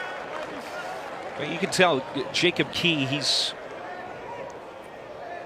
pretty composed. He's pitched in some big games in his 3 years. 17 wins. We got a first look at the number 3 national seed, Georgia Tech. 32nd NCAA tournament appearance after missing the last 2 years. Russ Chandler Stadium, the site. First time hosting in 8 years. First time hosting a regional. What do you make of the Yellow Jackets? Yeah, this is an old-fashioned Georgia Tech team where they just overwhelm you with offense. Now, they can pitch a little bit. They don't have great depth on the mound, but Tristan English is one of the great two-way players in the country, up for the John Olerud Award, and he's been a closer, has been a middle-of-the-order run producer, so a very offensive club for Georgia Tech. McCann has a RBI single. Look for something out over the plate. Waddell has a single as well. And here, do we have another one? No, we do not. No grand slam. Sack fly was too high. Thank you. And he makes the catch. RBI 4-0 Ramblin' Wreck. We played 3 here in Louisville. All right, inning ends in Louisville, so we head to Atlanta.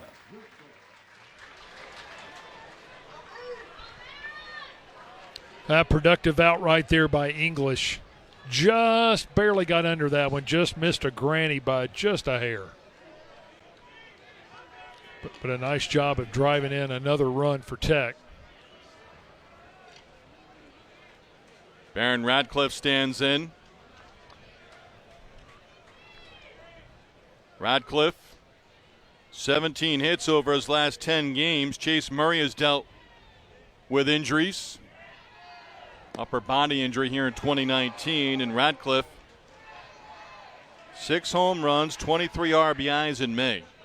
Second team All-ACC in 2019. Well, his approach and consistency this year has really improved.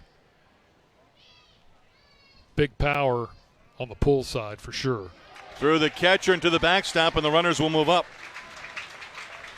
Waddell to third. McCann right behind him moves to second. Pass ball on Brett Maxwell. That is his 27th on the season.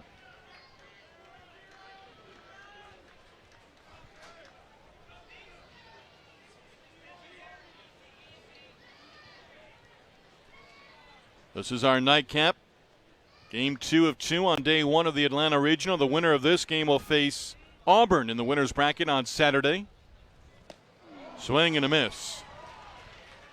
But Coleman, this is one of those situations. He might have been able to get a strikeout in this situation in the MEAC and during regular season. A little bit different animal here and facing a very disciplined, very talented Georgia Tech lineup. Yeah, that's a great point, Steve. You're exactly right. And this is a big outright here for the Rattlers. I mean, they were down 4-0, but it can go from 4-6 real quick, and that's a nice job right there getting out of the inning.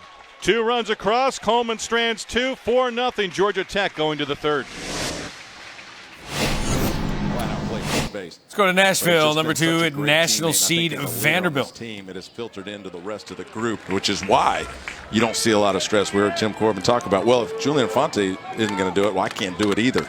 And this guy has really been a leader for this team, even though the last couple of years, like you said, he's really struggled after that big sophomore year. Yeah, 315 as a sophomore with 11 homers and 16 doubles. He's hit just 10 home runs over the last 2 years. You can make that 11 home runs in the last 2 years.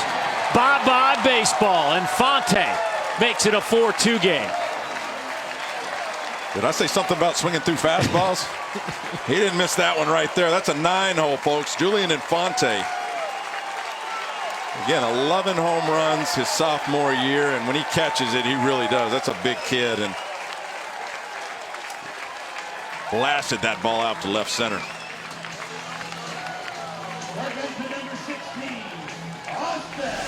Burhen ahead in the count. Look where this fastball is located, just right down center cut highway. And Julian Infante puts a charge into it. He knew it right away. Look how fired up his teammates are for him. Wow. Ball was crushed. 9th home run of the season for Infante, his 32nd RBI, and that'll flip the lineup back to Austin Martin, who started this game with a single.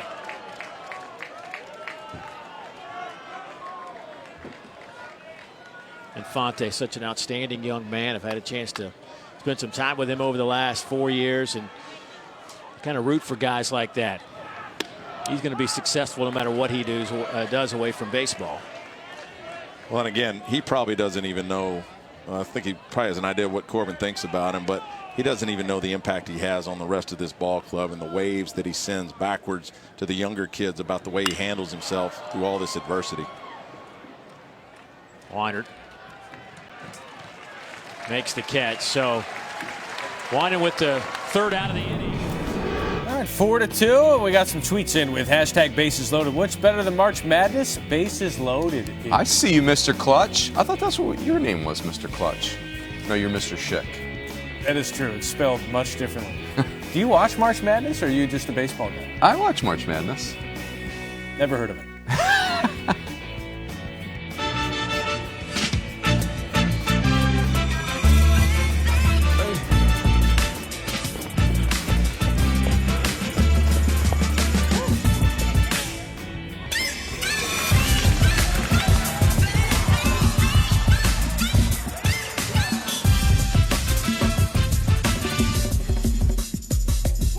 If you have the talent and dedication to succeed in school and in sports, we'll provide the opportunity. Welcome back to ESPN Bases Loaded, presented by Capital One. We go to Fayetteville, where Arkansas was a 11-5 winner earlier today against Central Connecticut State. Now it's the Regional 2 seed Cal and the Regional 3 seed TCU. The Horned Frogs, 12 top 50 wins on the season. Certainly a surprise to get into the NCAA tournament. And now TCU getting a little more healthy at the right time of year, and that was a big reason why the committee put them into this field room. Jared Janczak, who's been a star in the postseason for years. You know, TCU goes to Omaha 4 straight times. Jared Janczak's right in the middle of that. Really had a rough year.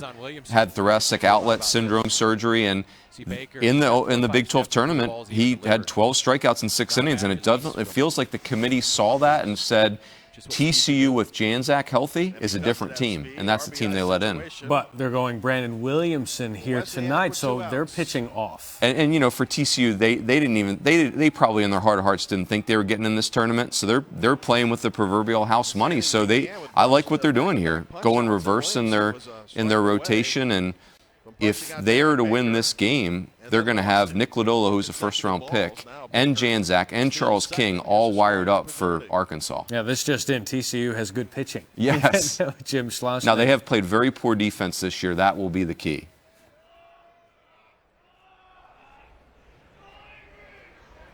An important 3-2.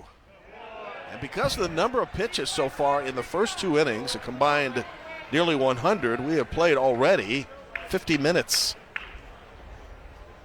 We are what they call in baseball a snail's pace. There is no clock in baseball. No, sir.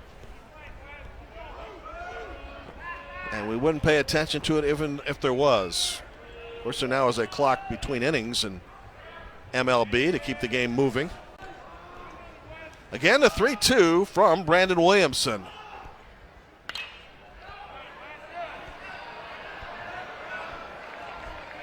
Good battle going on here. That one bounces up to the sweets. Ninth pitch of the at-bat. This rate, these two teams are going to be worn out by the time this one finishes tonight. And you make the point, the loser of this game's got to come back earlier tomorrow to play. At 1 o'clock local time.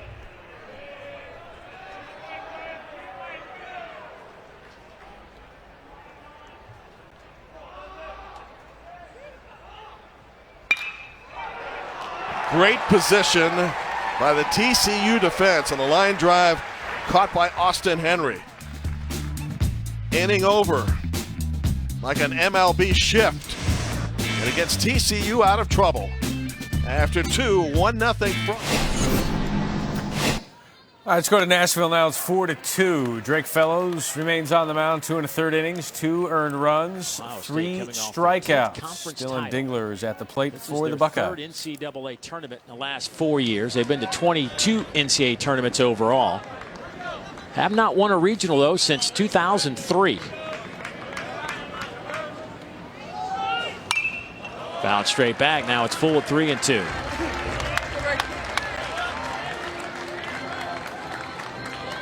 See, they won that national championship in 1966. Vanderbilt has won national championship to their credit as well. Been a long time since they've been back to Omaha.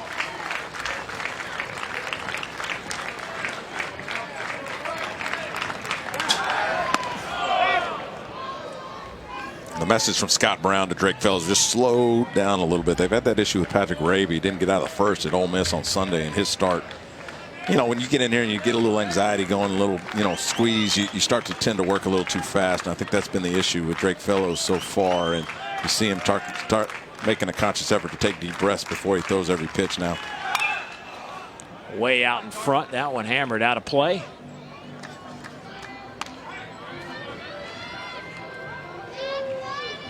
Drake has an ERA of up over 4. Helps when you have an offensive team like he has. You go out there and put the ball over the plate a little bit more than some other guys. One of the reasons he's 11-0 on the year. Does have one complete game to his credit. 7th pitch of the at-bat.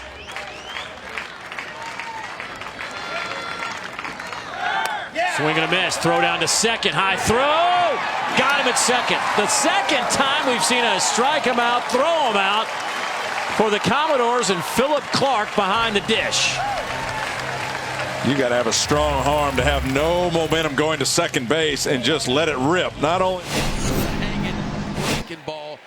Let's go to Baton Rouge here, where Watson, it's elementary, bangs this one deep, and it is all Tigers, Mike Rooney. Where Tigers always seem to find a little something in Hoover at the SEC tournament, carrying over here to the regional round. 5 in the first, 4 in the second for LSU. Reed walked with the bases loaded.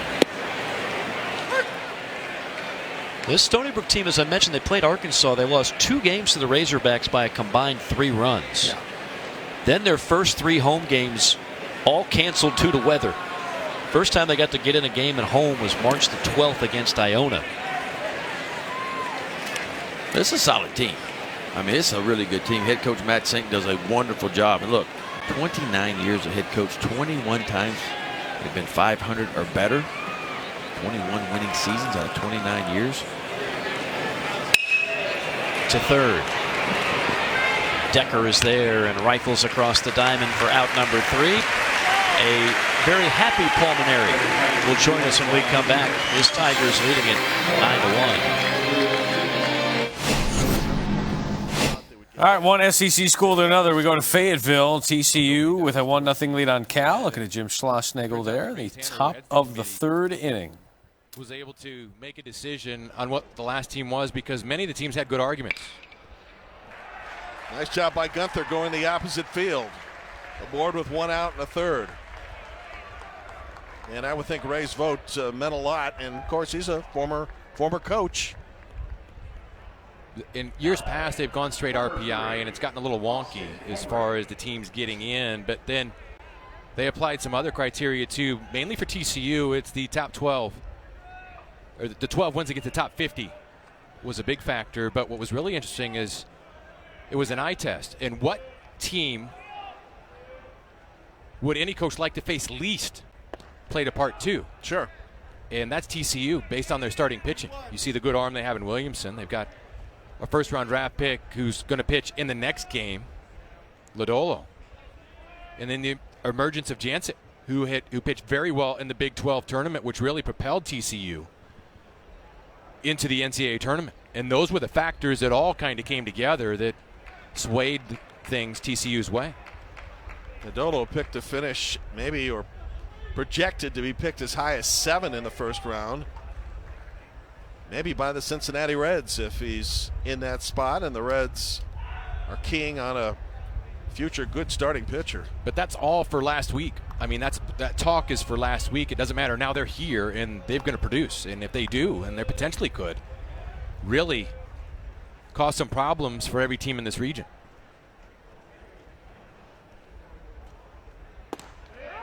Austin Henry at the plate takes a strike.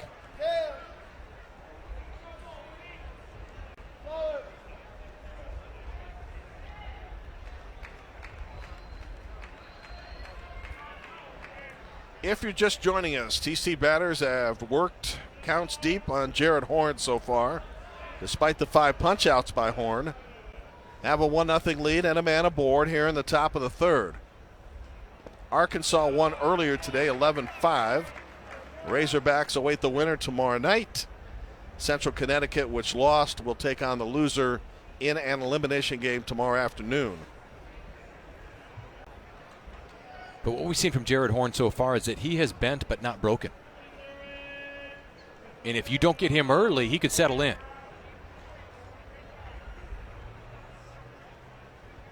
That's certainly indicative of that sparkling ERA under 2. And the run that was allowed in the first is unearned because of the throwing error from catcher Corey Lee. He doesn't give you many scoring opportunities, and when you get him, you need to take advantage. And now with the runner aboard, it's just a challenge to put the ball in play. Henry is the 13th man to bat against Horn. And while that's not a significant number in terms of running through a lineup a couple of times, they have been able to put people on base, but so far plated 1. Johnny Reiser, the center fielder, in the 5 spot is next. 2-2 from Horn. This is where he has been devastating. And that one scarfed down the right field line. Gunther around second base. Into third. They're on the corners for TCU with 1 out on the third on a bullet by Austin Henry.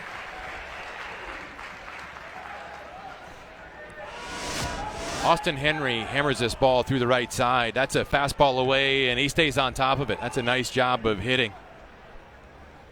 But it creates a scoring opportunity now for TCU as they have runners at first and third. Defensively, it appears that Cal will play him even at the bags at third and first, double play depth at short and at second. Advantage to the left-handed hitter Reiser should he bounce one on the infield, because that would give him a step toward first base to negate a double play.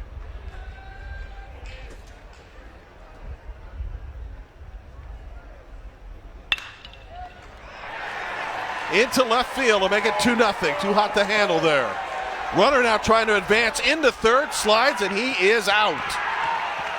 TCU tried to take advantage of the loose baseball, and instead Henry is cut down, but Jake Gunther scores. It is 2-0 in favor of the Frogs. Well, TCU capitalizes on the play, hits the ball hard. This gets through Selma. Number 10, Zach Humphreys.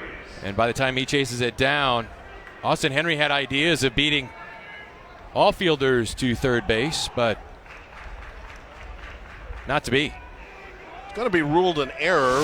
RBI situation, though, for Johnny Reiser. Henry cut down trying to get into third base. There are 2 outs.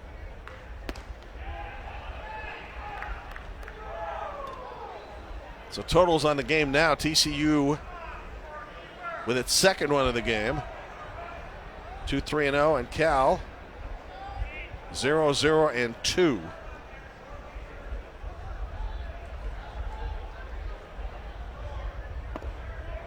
Should be an earned run because the runner was going to score from third anyway. Despite the fact the ball was not handled cleanly by Quentin Selma.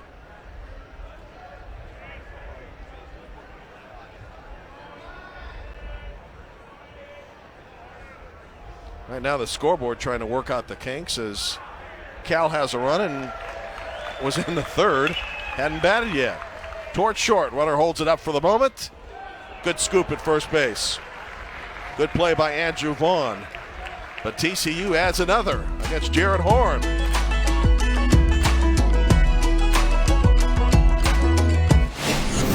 Let's head to Starkville, Central Michigan, longest active winning streak in the country, facing a very young, very talented Miami Hurricane club. Very sarcastic coaching staff in Mount Pleasant, isn't it? They're a loose bunch, and that's the great thing about them being that way. When you play this game at the high level, you have to be relaxed. Warren, first team All-MAC. And Silky Smooth playing shortstop this year for the Chippewas. Hickey takes a unique lead. He leans his body way towards second base. The problem with that, if you're leaning your body all the way to second base, your lead can't be that big because all your momentum's going the opposite way. And if he throws over, he can get you. A guy like Kyle Hendricks could do a little spin move, and that'd be the end of that.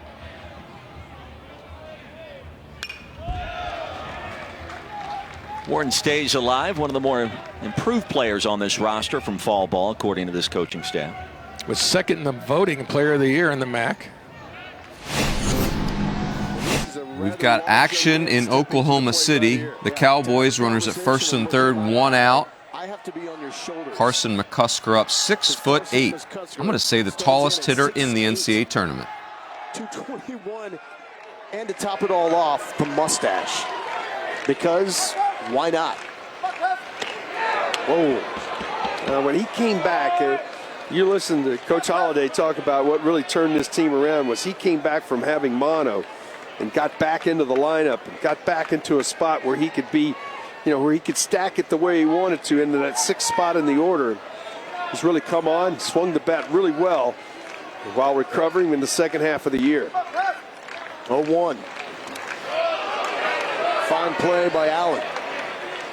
Yeah, it was a really good start to Big 12 play by Oklahoma State. They swept Kansas State, took 2 of 3 against TCU, but in that TCU series, you mentioned McCusker, got mono.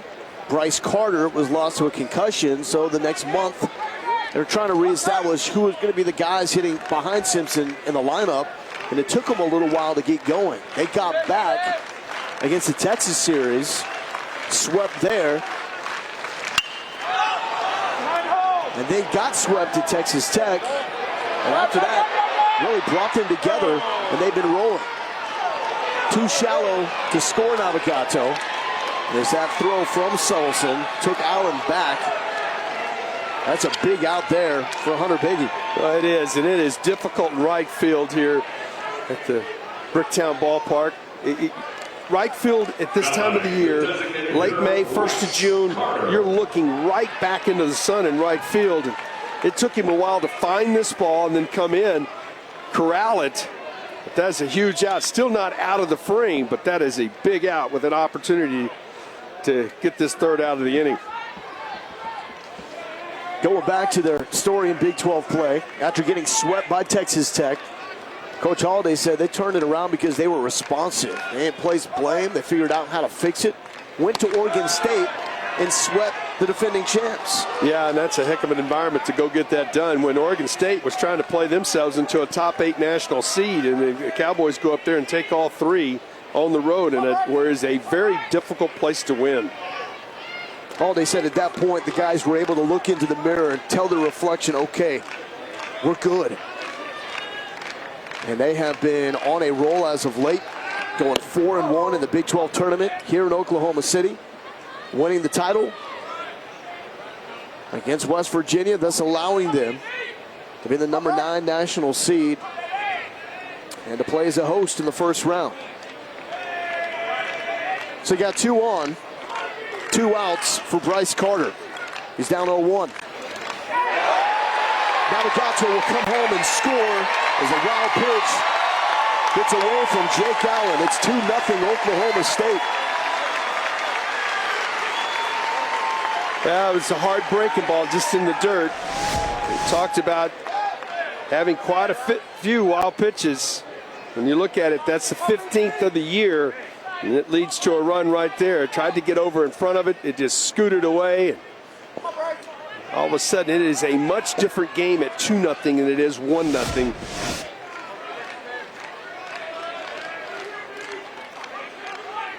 Back-to-back singles, and then a wild pitch, getting Oklahoma State a run.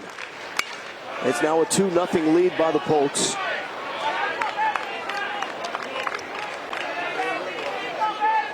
And 15th wild pitch for Hunter Biggie. Sometimes you got that nasty stuff. It's tough to keep. Yeah, you got a hard breaking ball. You're going to have some wild pitch scenarios, and Allen did everything he could do to get it down, just couldn't get it knocked down right there.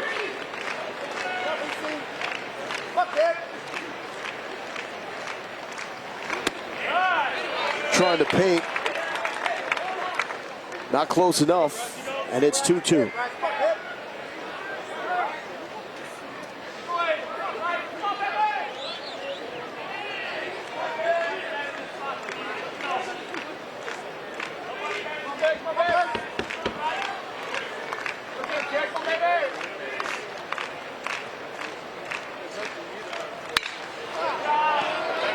Foul to the left side.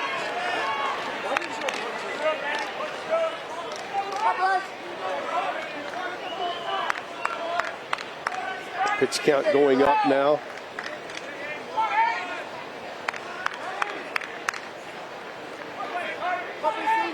Where you really see the difference with Harvard compared to Nebraska, UConn, and Oklahoma State in this regional is pitching depth. They do not have the abundance of arms as the other high major teams in this regional do.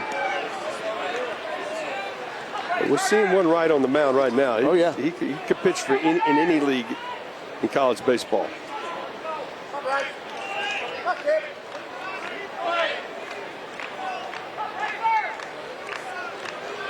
24th pitch of the inning on the way from Hunter Biggie.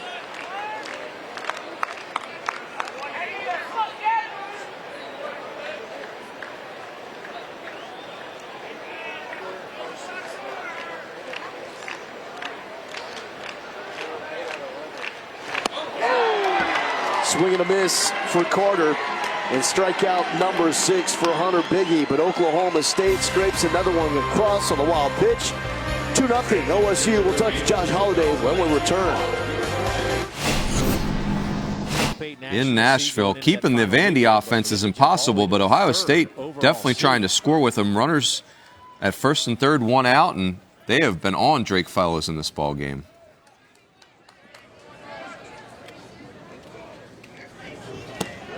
That's just off the plate. Yeah, you mentioned Drake Fellows. Just he's off. We mentioned in the open, you know, he likes to back pitch. When his off speed's working, he can throw that pitch in a hitter's count. Tonight, he just hasn't been able to. His off speed has not been effective, and so his fastball becomes predictable, and that's why a lot of these Ohio State guys are jumping on it. We talk about the importance of playing at home, and certainly Vanderbilt has been really good here at Hawkins Field, but how about 67% of the regional hosts advancing to the Supers? And if you host a Super, 72% of the time you get a trip to Omaha.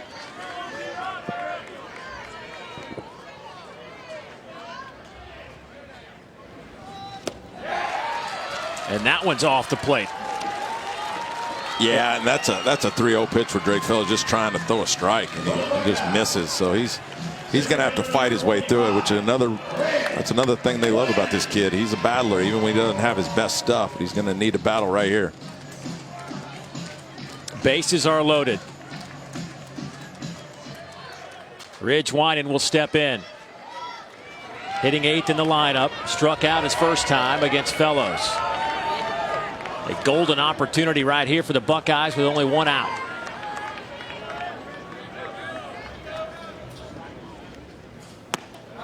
That one misses outside.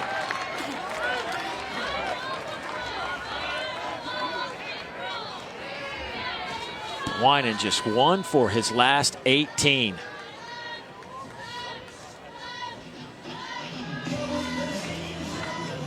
Scott Brown back out to the mound to talk to Fellows. The second time he's had this discussion. Hey, the ESPN networks bring. In Athens, Aaron Schunk, second home run of the game, 5 RBIs. Georgia all over Mercer. Second jack of the night. And as always, if you're ever confused, just go right to the app. It'll solve all your problems. Go to the app. Do that all the time at home. Pretty cool thing nowadays. You can see just about every game you want to see. You know, if you start comparing this Vanderbilt team, 2014, when they won the national championship, they're in 40 points higher this year.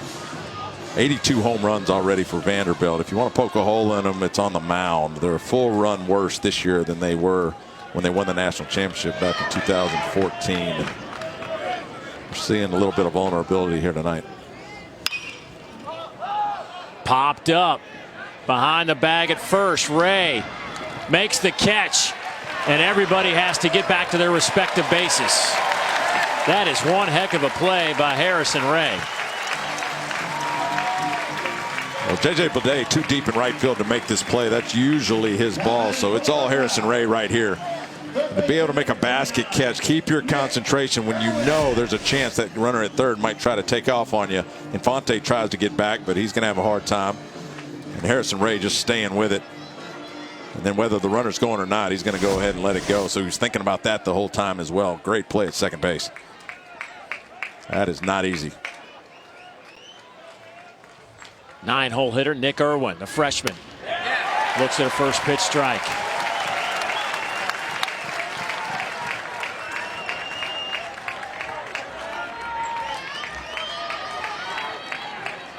Outstanding high school career, 2-time All-State in Ohio. Fouls that one back. It's 0-2. And we talked about battling for Drake Fellows and making pitches when you have to. Here we go. Gets the pop out to the 8-hole ridge. Winan to now 0-2 to Nick Irwin.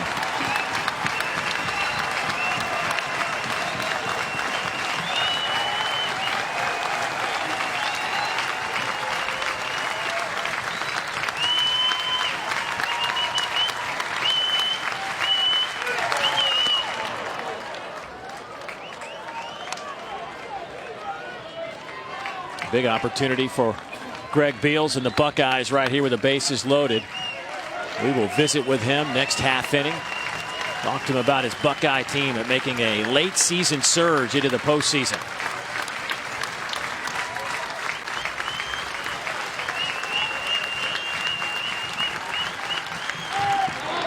One hops back to Philip Clark. Tell you what, you really have to trust your catcher to throw that pitch right there. He tried to get a swing and miss on a curveball in the dirt. The ball gets by. That's a run. Philip Clark, great job of blocking that ball up. Connor Poles at second. Totus, or excuse me, is at third. Totus is at second. DeCenzo over at first. Swing and a miss. Inning is over.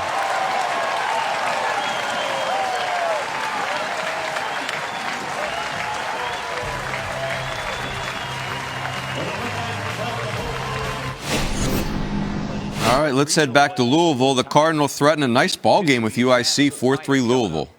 Inside walked him. What an at-bat for Logan Wyatt. His second walk and his 66th of the year. And see, we were talking about the way he views his pitch recognition. You see, there's nothing about that at bat he's happy with. He's talking to Vrabel. He was talking to himself, and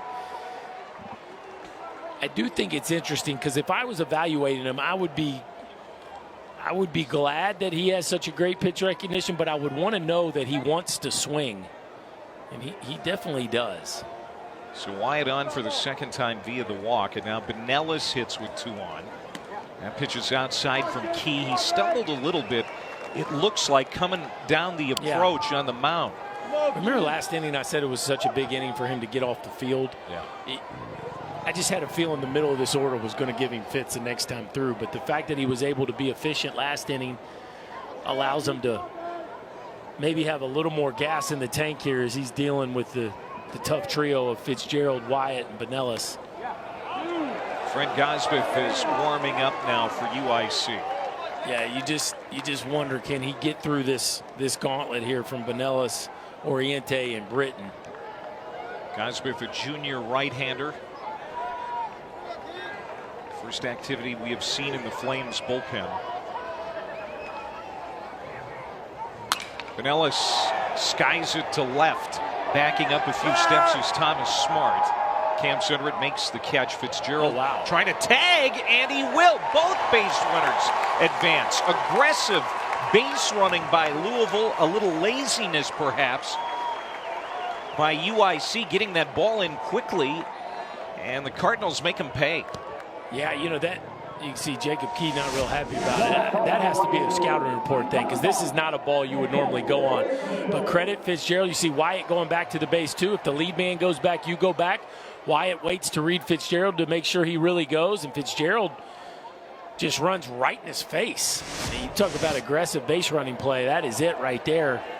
Taking what looked like an empty out and turning it into a AB where both runners advance. So UIC brings the infield in for Danny Oriente, who has a 2-run homer tonight and a strikeout. And the 2-run homer, Chris, changed the feel of this game.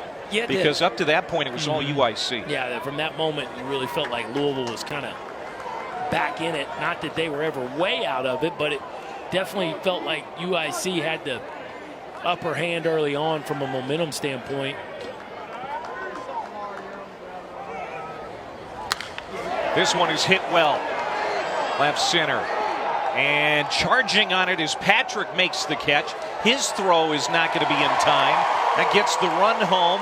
Fitzgerald now the throw to third. That's not in time as Wyatt gets over there.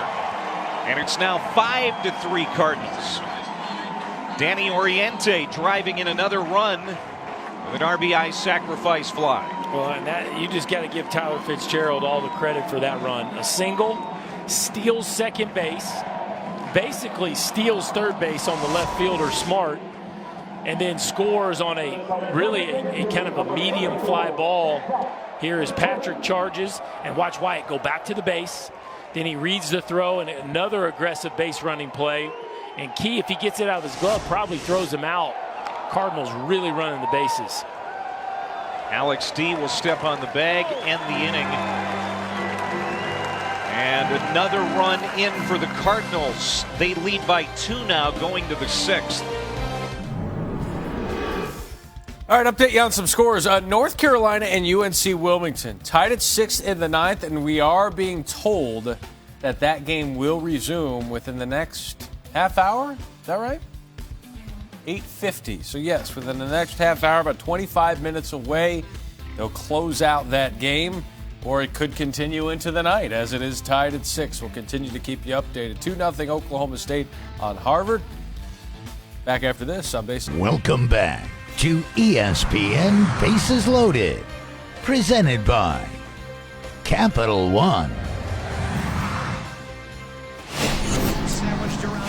An update here in the Lubbock Regional. DBU with a 2-0 lead and looking for more in the first. Jackson Glenn with a 2-run shot. And for Dallas Baptist, we're taking on a Florida team, Mike Rooney, that is taking part in its first road regional since 2013. Yeah, and Florida's super young. They're not ready to win a regional, but a huge accomplishment to get that young team into a regional. I would tell you, though, Dallas Baptist, Matt, very unique. Top 50 in the country in stolen bases and home runs. This is their 8th regional in 9 seasons. That's really an incredible accomplishment for a mid-major like DBU.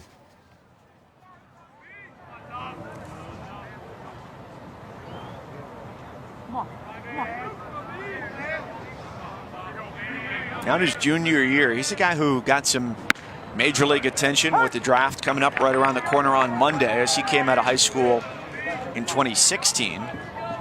The Royals took a flyer on him in the 32nd round. They like Florida pitchers.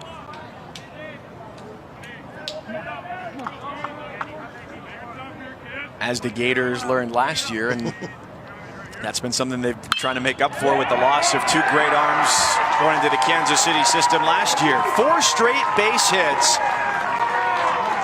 Bandy keeps it going. First and second, this 2-out rally has been impressive for DBU. From Ace right there, he got ahead.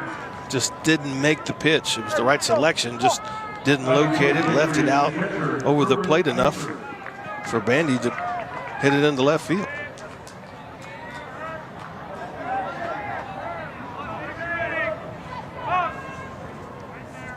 So Mace has got to try and work out of this. Herbert Iser is the 7th batter of the inning for the Patriots.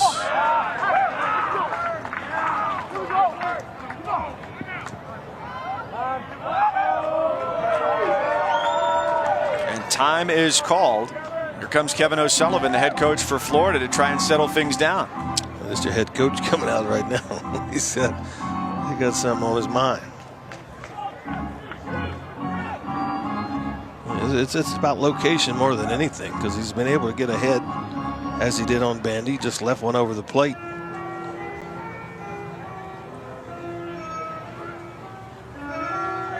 Well, this season for him has been a lot of coaching and a lot of things that he hasn't necessarily had to do over the first 11 years of his tenure, in terms of, as he said, repeating a lot of the same stuff or just going over basic things with his team because of how young they are.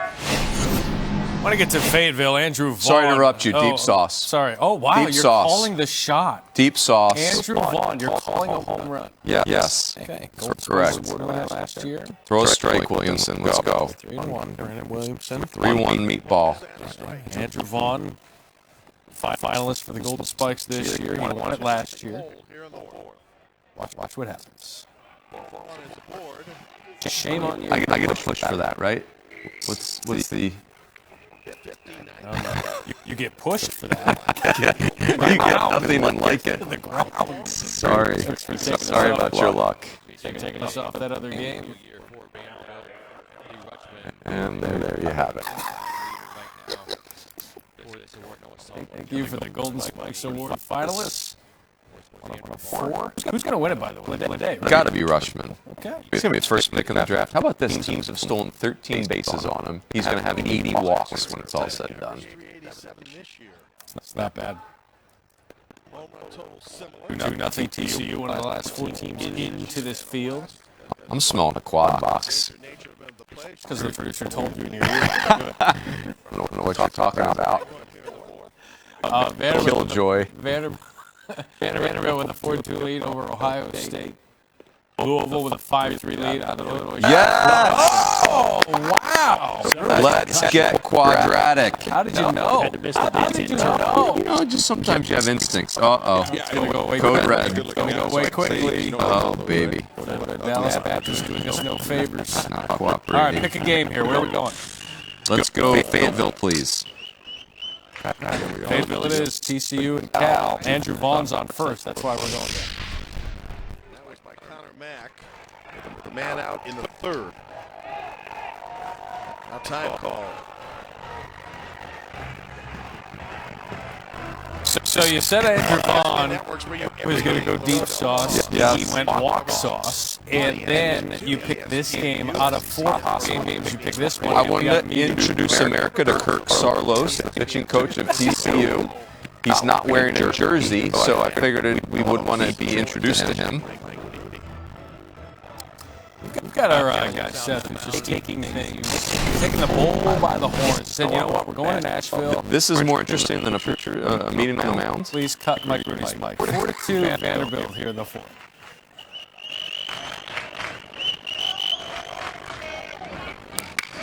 Ground ball, scooped up there by Carpenter. Nice play, but that'll get a run home. Duval hits it to the right side of the infield, and that gets DeMarco home, and it's now 5-2 Vanderbilt. That's the toughest play a second baseman's going to have to make. Moving to your right side against the grain, having a glove out on the other side, and then making an accurate throw. The backhand by Carpenter, a nice play. Another quality at bat for the Commodores.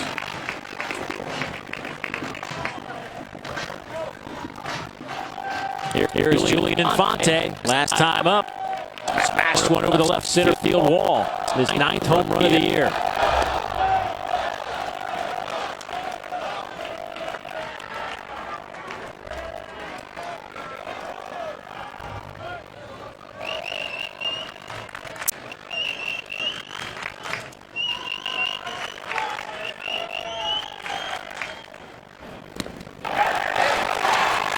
Comes the run home. As it hits Stephen Scott, he will score, and it's now 6-2.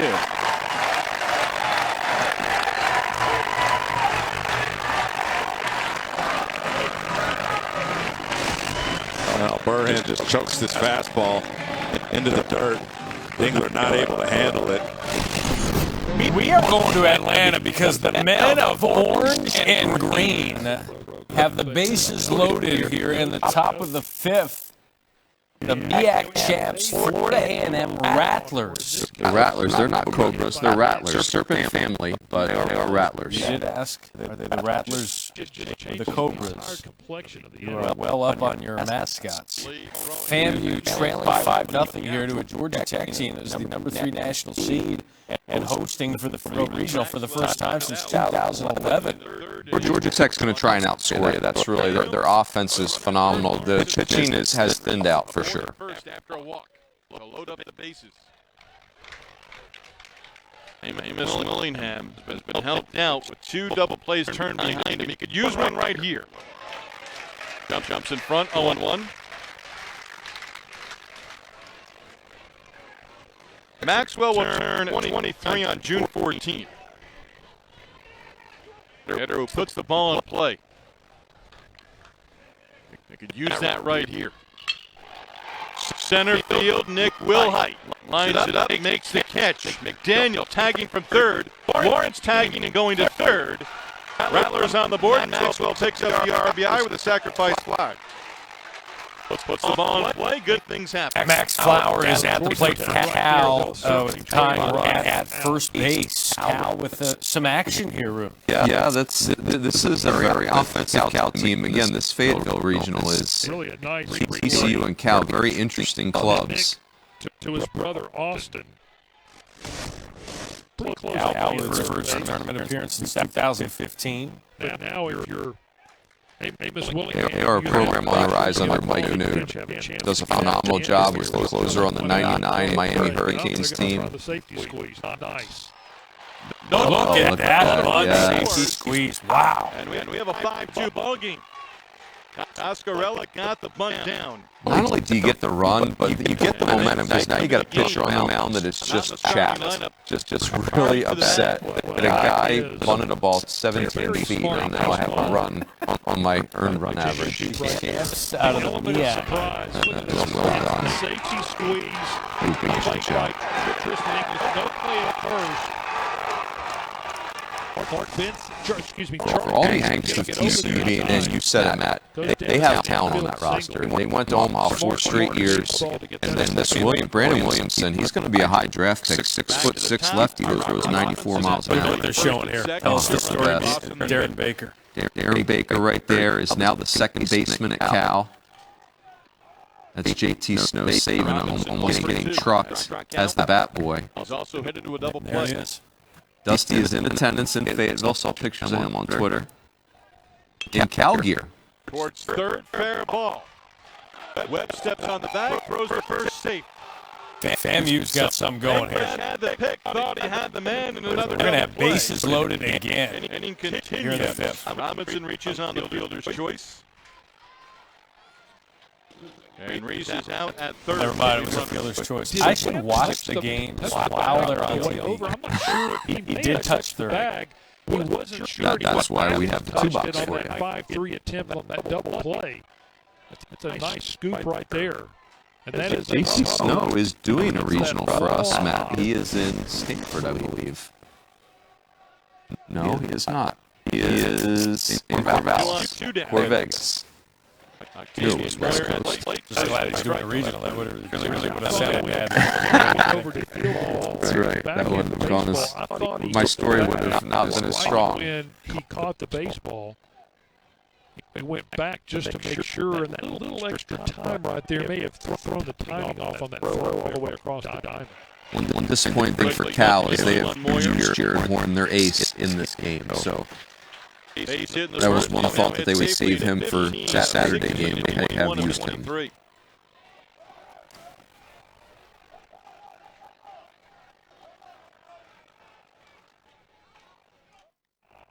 Necessary. Scratching. Big chair. Baker remains alive.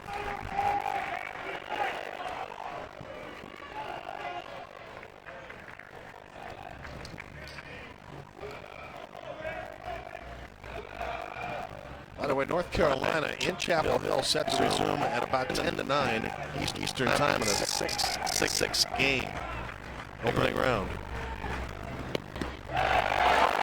Talking about good eye. Wait, trying to go back to the outside corner. Humphreys tried to stick frame, but the call was not to be.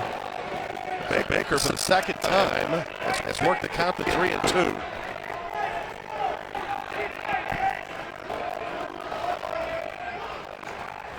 See if the runner leaves first base.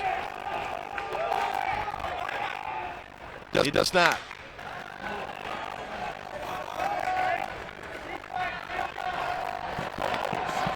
You know, if you didn't know the history of Darren Baker, you'd probably say, well, this kid's been schooled by somebody. And think about the clubhouse and the people he's been amongst. He's a pretty good baseball players and grew up in the Major League clubhouse. Oh, man. They pick up a lot by osmosis. JT Snowberry Bonds, kind of often part of that Giants team. They only won a World Series in 2002. Runner goes, 3-2 pitch to the other side of the diamond. Score one, no chance to get Baker. Good piece of it. Excellent. This is a pitch that most left-handed hitters can't get to. It's out of the zone.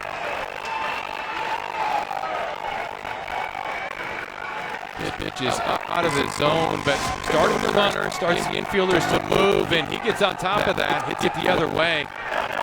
We can't do anything with it. They said Cal has half the deficit. A run across and 2 runners on. So Baker now a walk, a stolen base, and an RBI infield hit.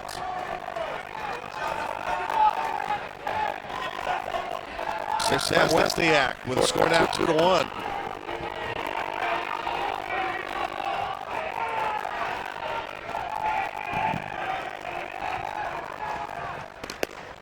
Strike call.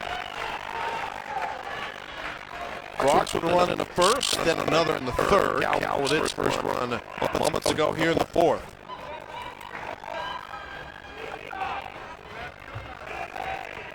Sam out of Carlsbad, California, sophomore. 0-1, lined out to second base. By the way, they have his position once again with Austin Henry.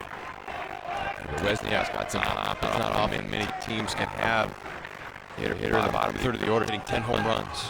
True.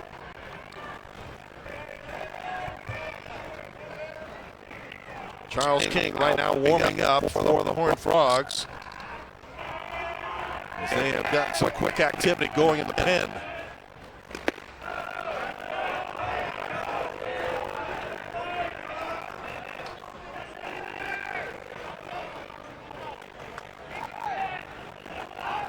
82 pitches thrown by Brandon Williamson, and we're not through the fourth yet.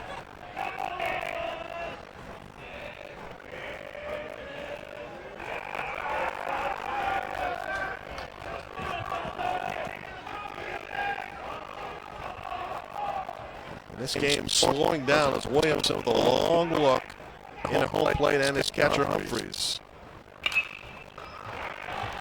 Toward right field, off the infield grass. And there are 2 outs down the inning.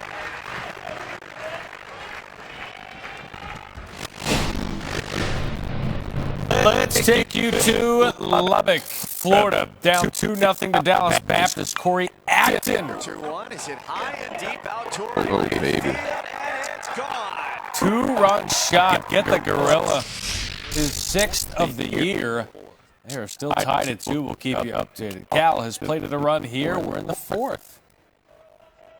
Tigers finishing in second to Vandy in the fight for the championship. The SEC tournament.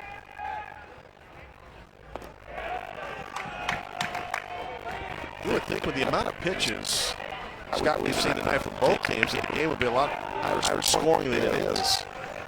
Well, you've seen pitchers wriggle off the hook or make the pitches when they need to. Sure. But I credit most of the high pitch count to the discipline at bats by both teams. We've seen hitters work counts, laying off tough pitches, and really battling to drive these pitch counts up. FAMU has reloaded the bases here. Bases loaded on in the top of the 5th with 2 outs. The champs out of the MEAC taking on Georgia Tech, the number 3 national seed. This regional is getting so interesting. We find out that, first of all, Auburn plays great in the morning, and then we find out that Tanner Burns is going to throw this weekend. Now you've got the Rattlers, not the Cobras, Matt. The Rattlers giving Georgia Tech everything they can handle. A little Cobra Kai action here. No mercy in this dojo. In the west, now batting right now. Is it the dojo? Is that what it's called? We'll go with a question. They say it with confidence. 2-1. Runners on first and second. 2 outs in the fourth. FAMU, just their 2nd tournament appearance. Last time in 2015, they went 0-2. He's been fairly consistent with home plate. A chance to really make some noise in Atlanta. Setting up to the air zone, which makes the pitcher's job that much more difficult. But Parker Rayburn at the plate for the Rattlers. Each hitter battling on both sides. Tyler Mack would bat next. The count goes to 2-2. Georgia Tech, that pitching staff, they have just enough arms. So if a game like this gets sideways on them, that could really impact this entire regional. Cincinnati, which surprised everyone in the American by scoring 22 runs in its championship game to take on mighty Oregon State. FAMU, the only sub-500 team in this field. Having got the bases loaded against the number 3 national seed. Top left, one of the last 4 into the field of 64 TCU, 2-1 lead on Cal. Lead on Ohio State and Nashville tonight. An interesting part about Georgia Tech, they've got 3 key relievers, Jonathan Hughes, Tristan English, who's also their 4-hole hitter, and Xavier Curry. But all of those guys, you get 1 crack at them. They're not guys that will throw multiple games in a weekend. So for Danny Hall, really difficult to manage that staff. Harris Willingham now has pitched to a full count here with the bases loaded. Gut says the runners will be going. Your gut will be right. This is a big pitch in this ballgame, that is for sure. One runner's on the move, one in the gap. Could put Cal ahead. Foul ball. It's a lost art. Boil it and get to a better one. Grant Holman at the plate for Cal, facing Brandon Williamson.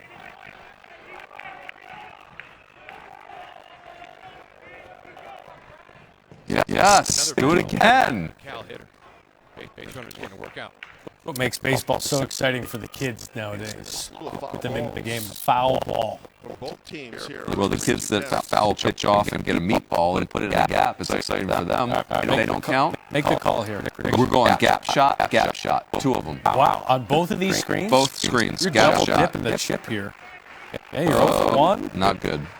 Once again, 3-2 runners. Oh boy. Wow. Good job, buddy. Stay hot. Good job, buddy. Hashtag stay hot. Take the controller from him. Second in the inning. You had your worst performance in the history of bases loaded. Brandon Williamson. Big.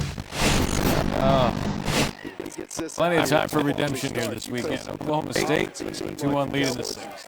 Oklahoma State University. And you go 6 innings and allow 5 hits and 2 runs, you've done your job.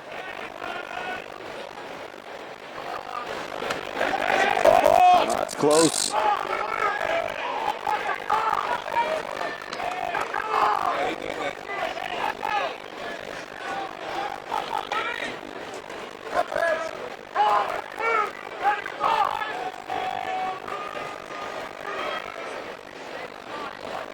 Well, the Oklahoma State fans are not huge fans of the hesitation in Big E's delivery. You've heard some of them calling for a walk, but going to base. You could swing back and forth this year. Lola covering college baseball all year long. We've seen some unusual deliveries, to say the least. We saw one pitcher from Rice that kicked his leg forward and backwards 3 times and then delivered it.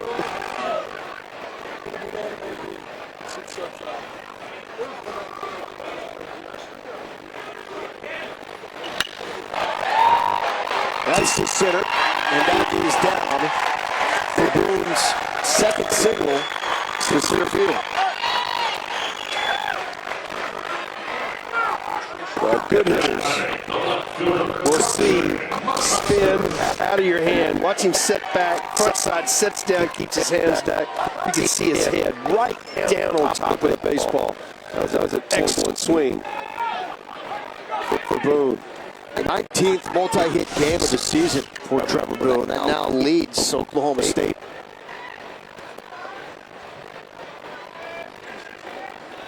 The 100th pitch of the night coming from Hunter Biggie.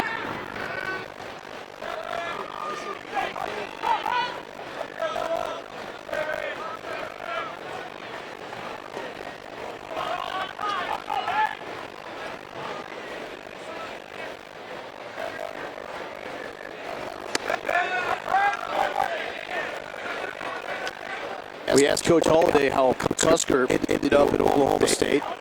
He told us about watching him play. Sam at JUCO, and he's 6'8", 221. So it posed the question, how do you not recruit this guy and give him a shot to develop with that kind of frame? Plus the personality.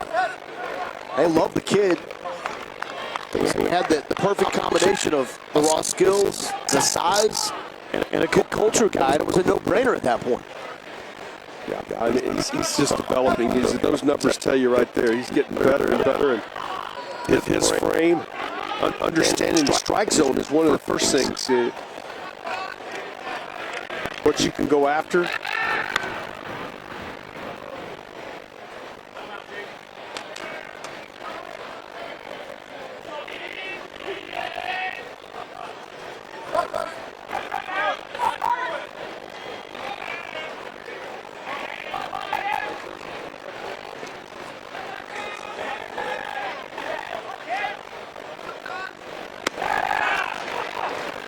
A little extra giddy up. Pitch 102 is in the 90s. Yeah, in a perfect location too. Knee high to a guy 6'8", outside corner. Hunter Biggie has been fun to watch. Yeah, the Cowboys have gotten 2 runs across, but not in typical Oklahoma State fashion.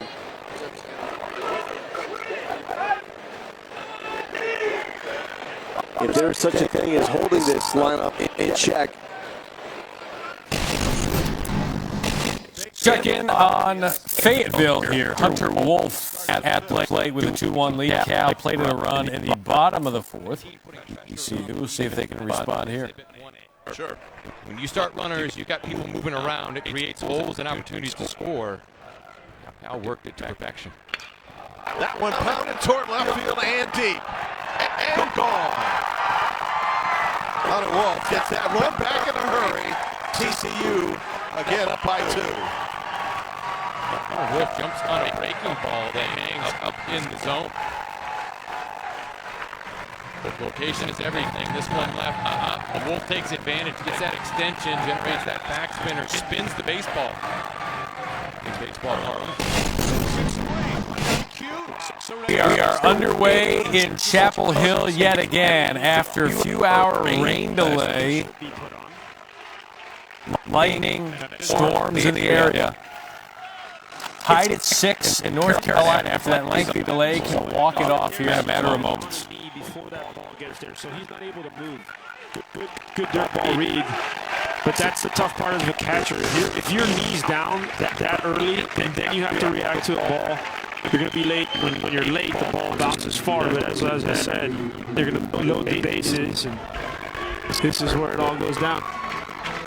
Margarano is intentionally walked. It's Dylan Harris who's going to bat, and UNCW will make a defensive substitution. This is Doug Angeli, number 4, coming into the game. The left fielder Noah Lyles has just come out, and it looks as if UNCW is going to go with a 5-man infield. It will be a 5-man infield and a 2-man outfield. Noah Bridges is going to play left center. Kep Brown is going to play right center. Angeli will play right in front of second base. I don't understand why the position behind the pitcher would be in front of the bag. Just because I think if the ball is hit right where you're standing, it's an easy tag, bag, and go to first base for the double play.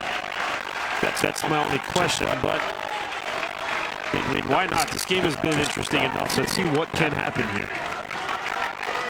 Dylan Harris doubled, flied out, and then struck out looking his last 2 times. The junior could be the hero. Strike 1 from Justin Walk.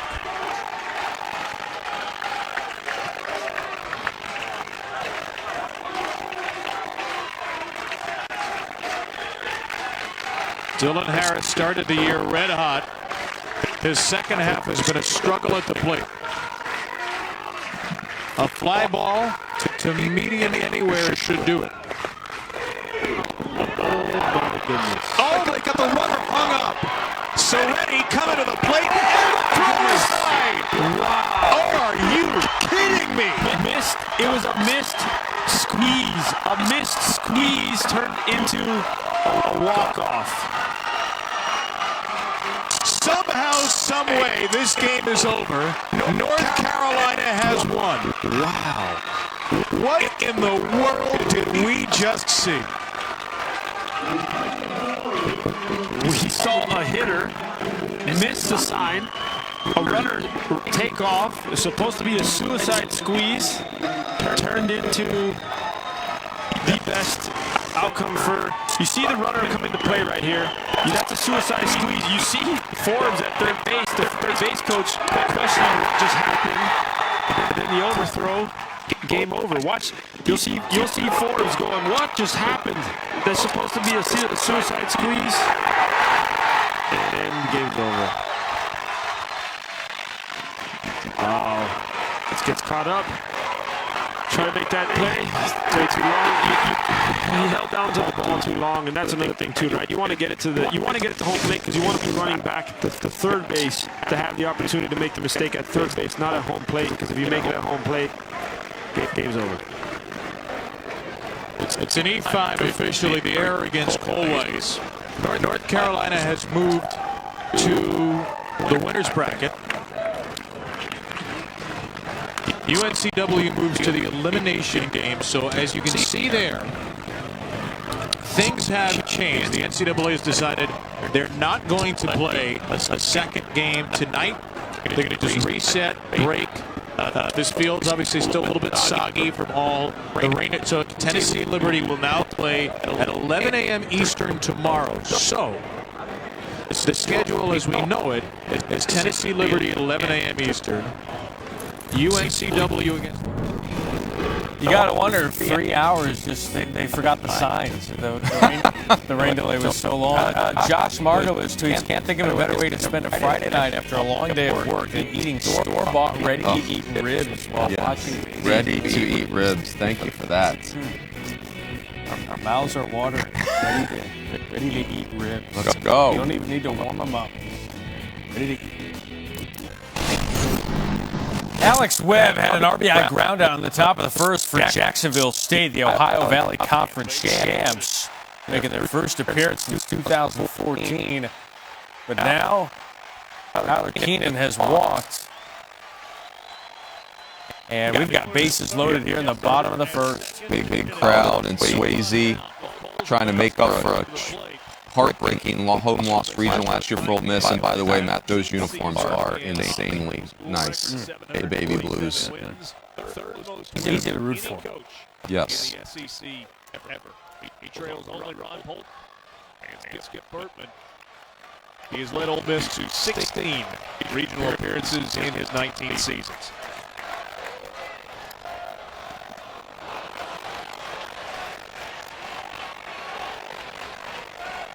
Sowski went with the swing hard on the first pitch to get approach. Swing hard in case you hit it, but that's a nice job by Farmer, knowing, hey, bases loaded, they're going to come up early in the count, try to be aggressive, so he goes breaking ball down. Sowski's got a layup, though, puts him in a much tougher situation. That was only the 13th walk of the season by Garrett Farmer.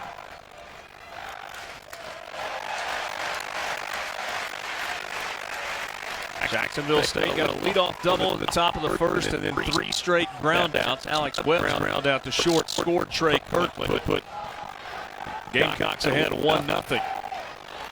Single for Dillard, single for Kessinger, a walk to Keenan, and now Cole Zabowski at the plate, 1-1, with nobody out of the bases loaded.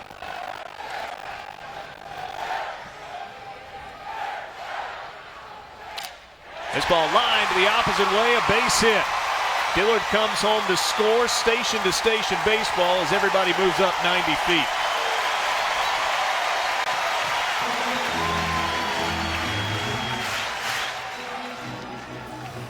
Yes. Our pledge to you is at the top and bottom of every hour. We will bring to you quad boxes to remind you of what we are all about here on Bases Loaded. Miami has hit a home run. That was Rivera who hit the home run for Miami. The solo shot, obviously. It's 1-0. We're in the bottom of the third. Oklahoma State up 2-0 on Harvard. Ole Miss looking for more against Jacksonville State. Jacksonville State has played in 4 of the many games going on. Louisville with a 5-3 lead on Illinois Chicago. He doesn't pitch on those games. Those are usually midweek, so this is maybe one of the Not sure if you caught it in the quad box, Matt, but there are condominiums in left field in Starkville. I did see that. 7th best in number of walks per 9 innings. And look at that whip. Walks plus hits per innings pitched. He is sub-1, and that is elite. Yeah, anytime you're 1, usually you're looking at 1-1-5 and below is really, really good. But to be under 1, this inning it's going to hurt him a little bit. The first 4 guys reach base. Single, walk, RBI single, and now Ryan Olenek at the plate. And Olenek hits a fly ball to left. Did he get enough? Crow gets to the track and makes the catch. Just shy of the warning track. Runners tag, and you got an out at second base. Kessinger comes home to score. Keenan trying to go second to third is out on the plate. It's now 2-1. Boy, off the bat, I thought that might have had a shot. You see Carson Crow trying to find that fence. I'm swiping at it. And then right here, it makes a great throw. So, I mean, you talk about bases loaded, no outs, already 1 run in. You get an unconventional sac fly double play, but now it's only a 2-1 ball game. So for Garrett Farmer, that's one of those things that, hey, that's a big play right there by Carson Crow. Now Kevin Graham trying to keep the inning alive. Takes a strike. That's the one pitch that Garrett Farmer has had success with, working that outside corner to the left-handed hitter. Well, I mean, you don't have the numbers he has by pitching in the middle part of the plate. I mean, I can promise you, if you pitch the middle part of the plate, you're going to get hit. So he needs to work the corners, and his biggest thing is changing speeds. Zabowski gets back in. And it's not just fastball to change up or fastball to breaking ball. It's changing speeds, harder breaking ball, softer breaking ball. And that's when you truly learn how to pitch, is when you can change speeds on all your pitches. Ole Miss had bases loaded, nobody out. They've scored 2 runs to take the lead here in the bottom of the first. Sacrifice fly from Zabowski was the first, or excuse me, from Olenek was the first out of the inning. Zabowski now goes to second on a balk. But Tyler Keenan got thrown out trying to go second to third on the tag. And call for the balk. Watch the feet.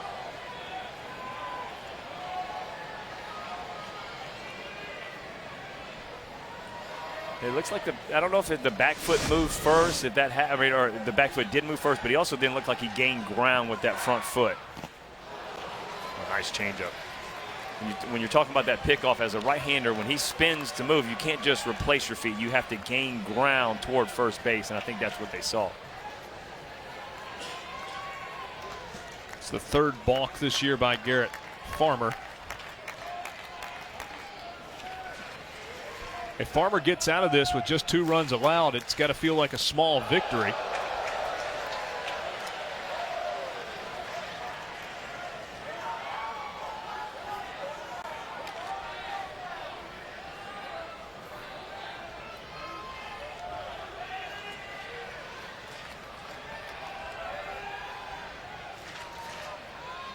Two.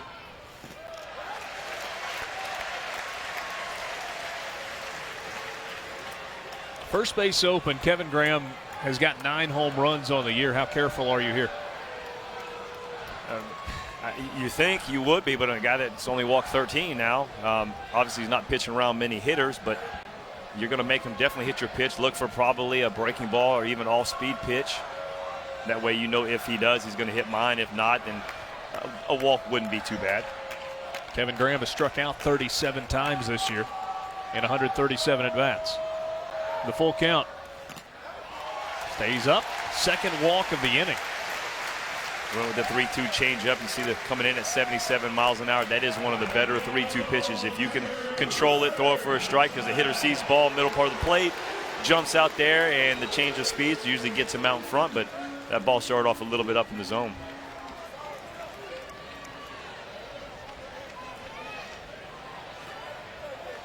That at bat right there, sorry about that, Rich. That at bat right there extended that pitch count, because even after all this had happened, he started that at bat with only like 10 pitches. So by being able to get that walk, extend this inning, gets his pitch count a little bit higher. Now Cooper Johnson to the plate.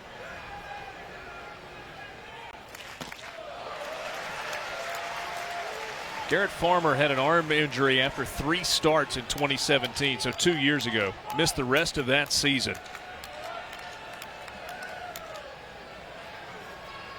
But he's been a mainstay of the rotation for the last 2 years. He's #1 all-time at Jacksonville State with 267 career strikeouts. Pop down the right field line, long run, and it'll go into the seats. Not one of those nights where it's going to hit in the stands and kick around a bunch of empty seats.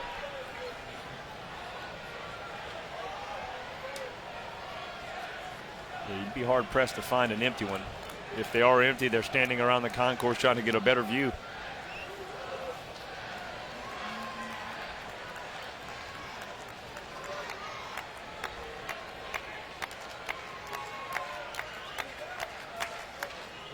First and second, 2 down.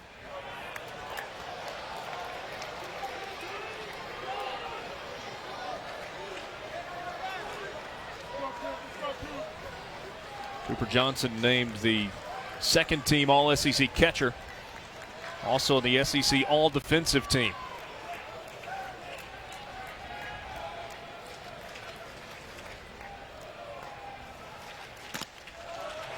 They He's off the fastball that's up and away. Count evens at 2-2.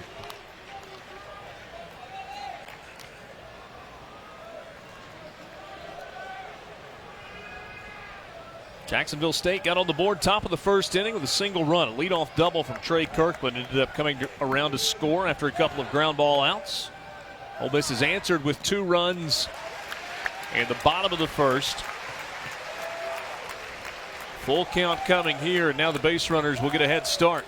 You see right there, Nick Gaddis, as he caught that ball down in a way, he looked at Garrett Foreman like, pointed to him like, come to me. You're falling off. You're spinning off the thing. Bring it straight to me. It just looks like Garrett Foreman's out there just trying to feel his way through this inning instead of trusting his stuff. One of the biggest things we can do wrong as pitchers is fly open, and I think that's what Nick Gaddis is seeing from behind the plate.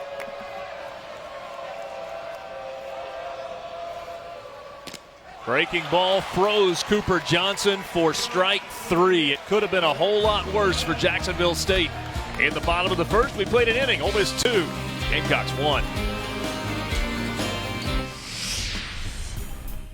Got to show you this. Miami, before they take the field, here's how the pitchers warm up. This was tonight. 2 tight ends. Look at that. Oh, the flip wow, back. Look at that. Going deep. Oh, Manny Diaz is going to bring this program back. 2 tight ends. I like it. You have to. Just a lot of exuberance. And then Gabe Rivera, yeah. Wow. This one swatted it deep wow. That one is gone. Miami Yeah, strikes first. And way Rivera. gone. The Starkville Regional. He doesn't miss it. Look at this back foot. Oh, my goodness. He knows it right away. Sam Schau, Tim Anderson, step aside. Showed you all that power. That's something and then for you. some in that at bat. Like it. The high and tight little mohawk yes, action. strong. Not bad. All right, Louisville just got a double play to get out of this inning. Illinois, Chicago did. So it's 5-3, end of 8. As we go to the 9th inning, there's the proof that we are not lying. Let's go to Nashville. Number 2 national seed, Vandy, with a 6-2 lead on Ohio State. We're in the 6th. If you keep Vandy under 10 runs, do you win?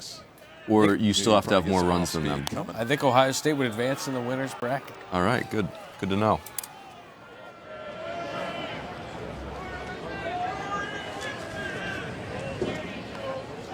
I mean, Ty Duvall doesn't even have a bag all year. 0 for 1. 0 for 1. So clearly he's just trying to hold him close so he can throw that curveball. The 0-2 in there for a strike. 4th strikeout from Ilheim.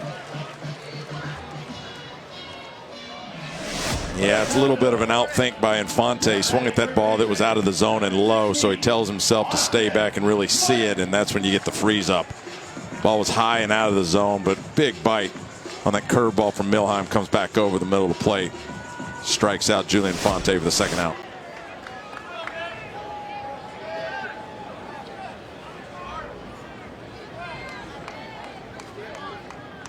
Austin Martin.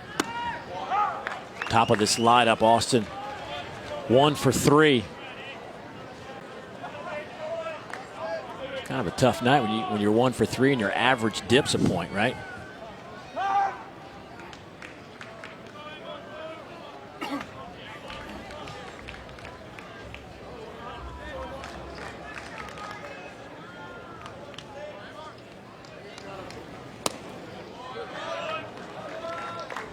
Thing with Austin Martin, he's so great because his hand-eye coordination is so good, and he has the ability to kind of have that educated guess on what pitch is coming and convince himself it is coming and then make a good swing on it. But he's got a lot of movement in that, that setup. And I think as he gets into pro ball, he'll start to set up where he gets to when you watch him here. He'll start with his hands out in front, then he'll move back into the hitting position, and then he'll attack. And I just think as he goes along, he'll start in that hitting position. It just makes him quicker. Like we talked about earlier, keeps his eyes still. But he can really hit. He finished almost 50 points higher than the next closest competitor for the SEC batting title.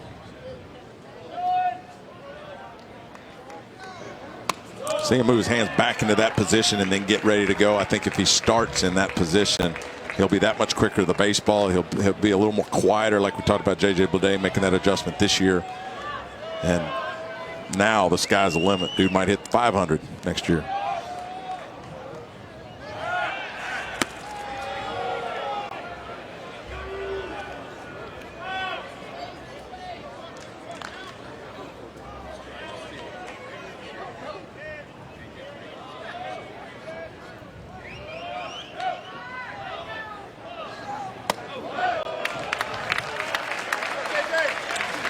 There's the walk with 2 outs. That'll put him at first and second. And the dangerous J.J. Bleday.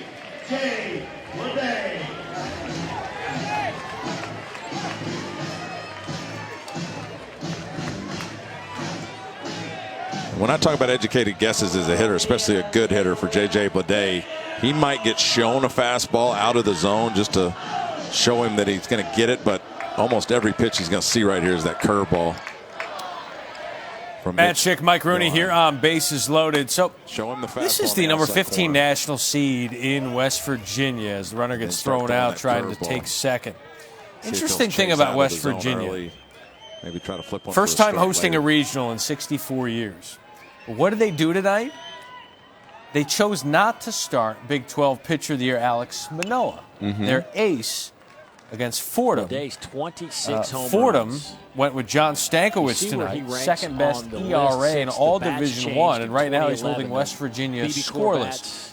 Seems like the right decision to make if you're West Virginia. You're going to face either Duke or A&M if you get by this game. But a 1-0 hole here through almost 3 innings, kind of an eyebrow raiser. Yeah, and the advantage Randy Mazey of West Virginia had is he's got Nick Snyder, who was their midweek guy, who had a dominant year, was first-team All-League as a midweek starter. So he had depth there. 30 home run guy. And, you know, of course, there's no parades for second place in a regional. You're playing to win, and Manoah in Game 2 does make sense. And I'm sure that atmosphere in Morgantown is electric. There's 1.8 million people in the state of West Virginia, and I'm told most of them are there tonight. Yeah, it's the county ballpark tonight. Larson of LSU hit 40. Hit 40.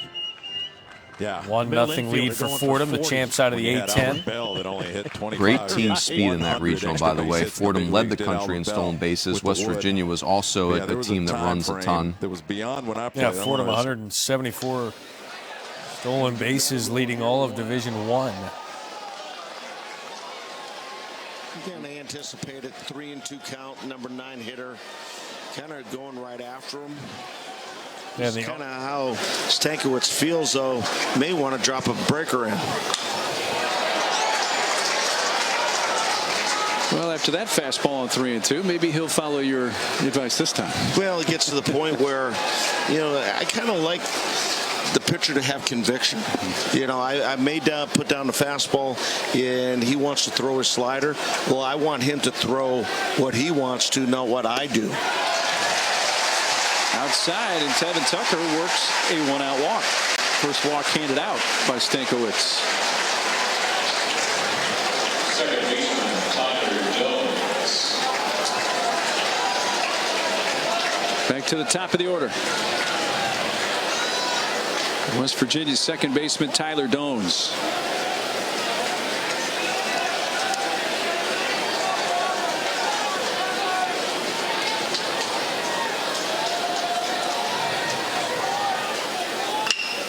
Left side base hit. Tucker holding it second, throw back in behind him, and he almost got a tag on his shoe before he could dive back in, but he just got a hand in. It's a hit for Dones, and they have 2 on, 1 out. And here come the Mountaineer fans.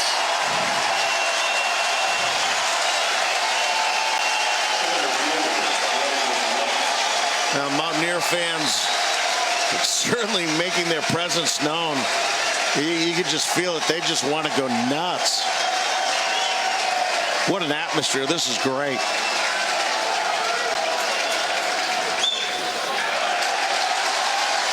Yeah, they're one to explode, and here's Brandon White. Grounded out to third his first time up. This ballpark has 2,500 actual seats. 3,500 when you include standing room only. We got more than that tonight, though.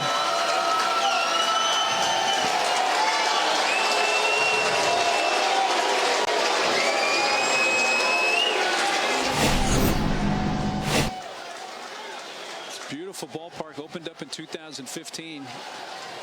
Built for about $21 million. Also houses a New York Penn League team here, pro team during the summer.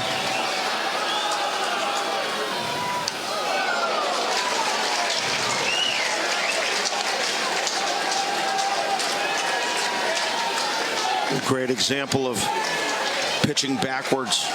1-0 count. Pretty much a fastball count. You see the breaking ball from Stankiewicz. Those are the kinds of things that keep you off balance as a hitter.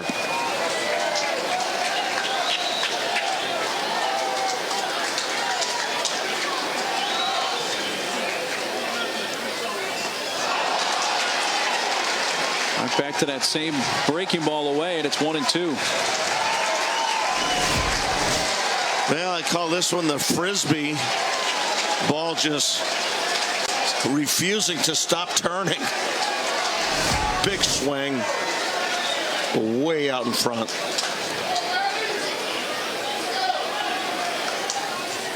Stankiewicz goes with another one.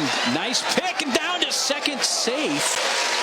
But how about Justin Bardwell, the catcher, not shy at all after making a great pick, trying to get the lead runner Tucker down at second. Well, Tucker was looking for ball in the dirt. Here's that snap throw to second base and getting the hand in there. Good call. Second base umpire Sal. It's good baseball. Giacomo Antonio. Yeah, how about that? Huh? You nailed it. Well, I tell you what that does also with Bardwell. Kind of shortens up their lead now. You know, that could be, with as fast as this outfield is, you know, this could make the difference. 1/2 a step of him shortening up of a play at the plate of being out and safe. Way high. All right, I want to zip over to Louisville here. The first two men for Illinois-Chicago have reached a walk and a double. Pitching change. Alex D is up, tying runs in scoring position. And at the top of the order, Patrick would love to get a chance. Swing and a miss. 96. 96 for Mr. McAveen right out of the bullpen. McAveen out of Canby, Indiana. The junior hasn't had a save since May the 4th against Notre Dame, so it's been a while. Obviously a save situation here. Fouled off. 2 strikes. Botcher at third. Thomas Smart at second. Alex D at the plate. Got to hit his first time up.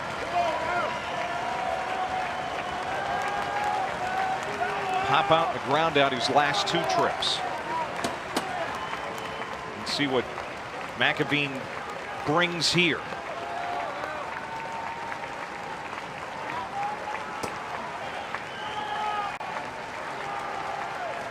The 0-2. Breaking ball, got it. Ooh. And that's the one right there, folks. That is something to cheer about if you're a Cardinals fan. Obviously, the big first out with the situation at hand, but you got to feel pretty good because when he's got them both going, so we saw the fastball up to 96, and there's the swing and miss breaking ball. And when he's got them both going, it usually spells trouble for the opponent. And the guy at the plate now is Sean D, who had very little success with the other pitchers for Louisville tonight. He's 0 for 3, 3 strikeouts. And Bender clips the outside corner, strike 1.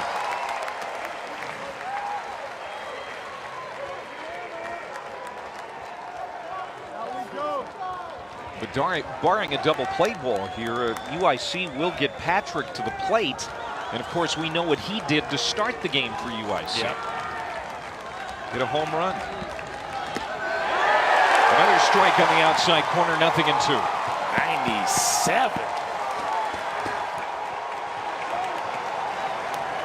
And it's an easy 97. Doesn't seem to have a lot of effort. Just very smooth from Michael McAveen.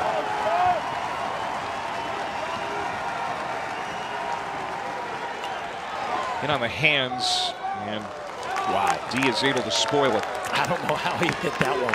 That's what you call an emergency hack right there, folks. That ball looked like it was in Zeke Peakham's mitt.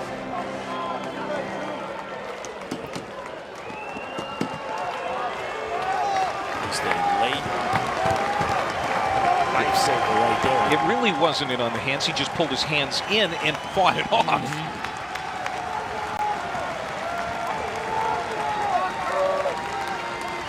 UIC Flames looking to rally here. Again, the 0-2. The breaking ball, he doesn't chase it. He's out of the zone, and D showed discipline.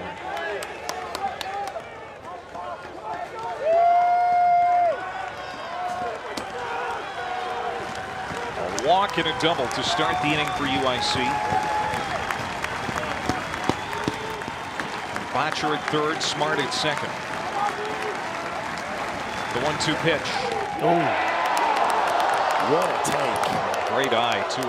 That one had me. McAveen's laughing. He's sitting there going, wait a second, I'm throwing 97. And I just broke that breaking ball off, which was a strike for about 98% of its life. And sometimes you just get fooled so much you take.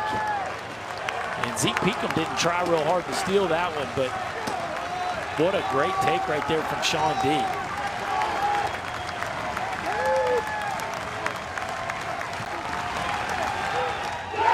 Just blows it by him. 99 miles per hour. 99. We're living on I-99. The home crowd's trying to cool him off. That is gas. 2 down, and Patrick represents the last chance for the UIC Flames.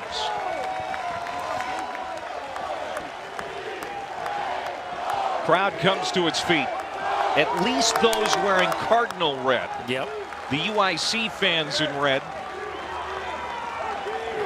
got their fingers crossed, hoping that Patrick can deliver here. Winner gets Illinois State tomorrow. Loser will play Indiana. High heat, again 97.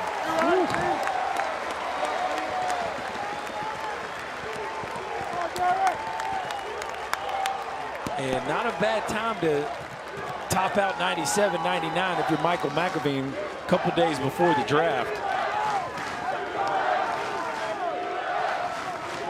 Michael Kirian started the inning. Now it's McAveen, the 0-1. Strike 2.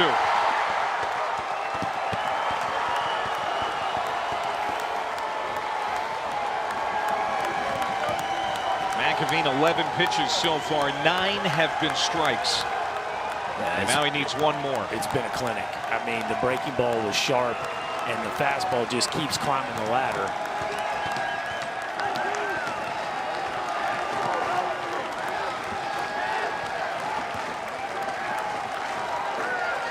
That's how you do it. 100 miles per hour. Exclamation point for McAveen and the number 7 national seed, Louisville Cardinals. They get a win on day 1 over UIC, and they will play Illinois State tomorrow. Wow. Michael McAveen, ladies and gentlemen, went up to triple digits right there, touching a hundy. We saw 100 mph. Wow. Mike Ibanez tweeting this: Sweet 16 party downstairs, but I'm up on the 3rd floor with Oliver the dog watching hashtag. Oliver, you go. Oliver looks a lot like Toto. I like it. Yes. Very good. Thanks for hanging with us here on Bases Loaded. Nice.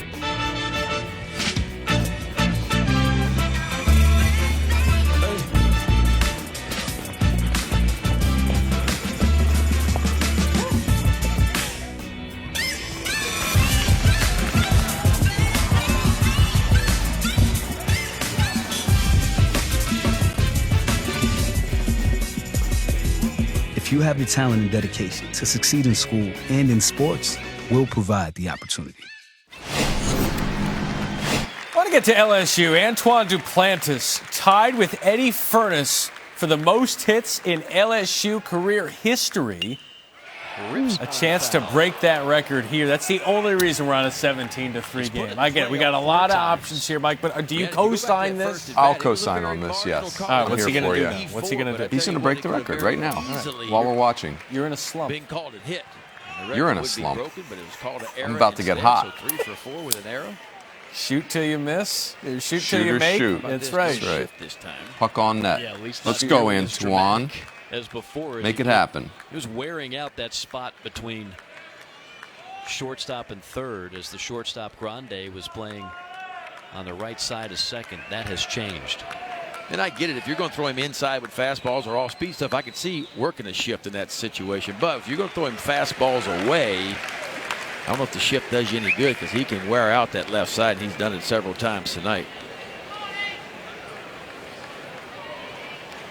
What do you think is going through his mind right now? He's well aware. Yeah, he just wants to get it over. I promise you. He wants to get it over and get back to business. It's funny you mentioned that because I had the game where Jake Mangum broke the record, and I talked to him before the game and asked him how he's feeling. He said, I just want to get it over with.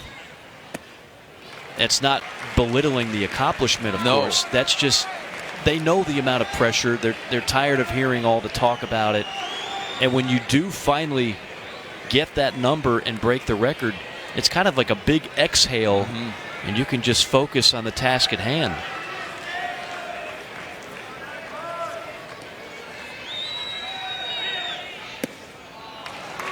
Three and one. Well, you can see the crowd behind home plate. Almost nobody is sitting down. Everybody is standing up really throughout the entire stadium. And it might be the one time an LSU fan will boo a pitcher throwing a ball to an LSU batter. Because they want to see a hit here. They don't want to see a walk. Look at all the phones. I mean, there's going to be thousands of videos of this if it happens. In the air to left.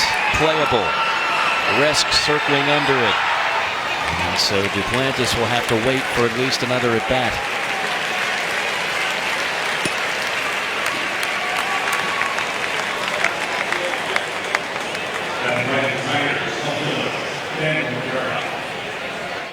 What a disappointment. One of the worst hitters in LSU history.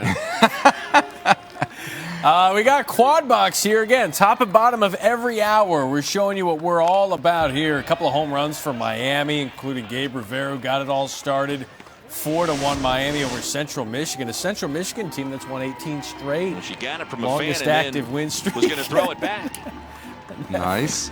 They've won 18 straight. I've got 18 straight bad calls on bases loaded. That came from really has gone poorly ever since I called the torque bomb right in your mug. You did. We'll remember that? We'll show that at the end of the night.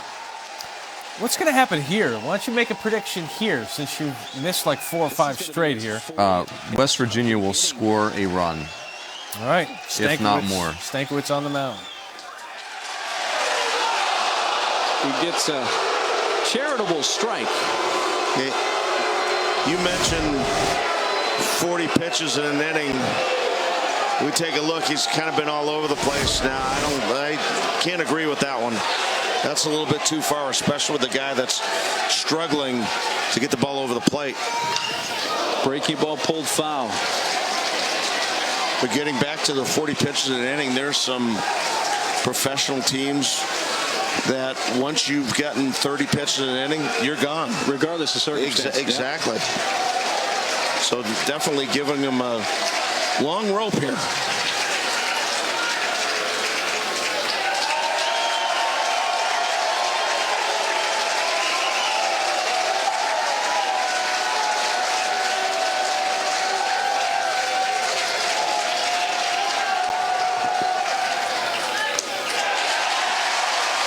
Full count. Well, dangerous for Fordham.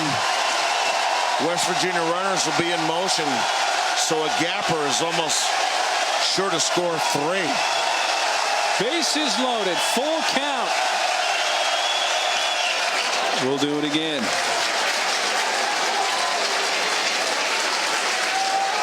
Yeah, good job of hitting Gonzalez. on that breaking ball. 3-2, bases loaded. Stankiewicz trying to find somehow, some way to get out of this mess.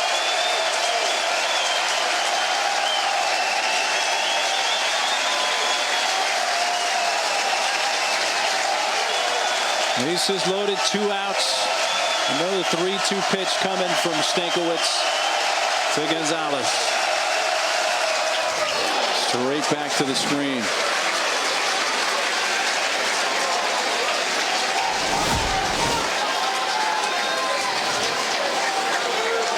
There's a pitch down and away. Tough pitcher's pitch. Good job by Pudge. Just foul that off.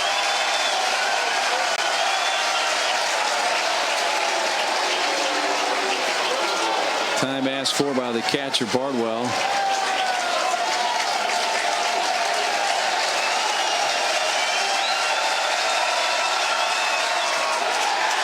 Tried to snap off a breaking ball, but it stayed elevated.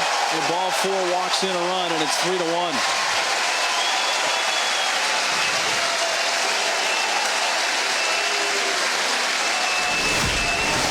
Pitch could have been called either way. That fastball away was called a strike. This one, now, might have been just a little bit high. Sometimes you'll get that call on a fastball. Rarely will you get that call on a breaking ball whenever it stays up out of the zone. And here comes Kevin Layton. He can't go Stankiewicz any longer. It was over 40 pitches in the inning. And they're going to make the pitch. I want to show you what's going on in Oklahoma City. Harvard in the top of the 9th led off with a double. Through the third. We'll come back after this timeout. And now tying run will be at the plate for the Crimson. Boys, you're looking for outs right now. Runner at second base means nothing. And this type of game is where Oklahoma State has really struggled this season. The Cowboys are 5-15 when they score fewer than 5 runs. 2-11 in the last 13 games when scoring less than 5. Wow. That's a good stat. Here's McCall. Came into this game hitting .399, but has gone 0 for 3. That .399 average entering tournament play, the 4th best among participants in this year's NCAA Regional. She's down 0-1 to Peyton Battenfield. Pitching has been excellent for both sides. Nastiness from Battenfield. Tied him up inside with that slider. He's quickly out in front. No balls and 2 strikes. On the season, is that any good? 17 for 34, 2 big flies, and 29 ribbies with runners in scoring position. Harvard would love to see more of that damage now from Patrick McCall. 0-2, staying alive.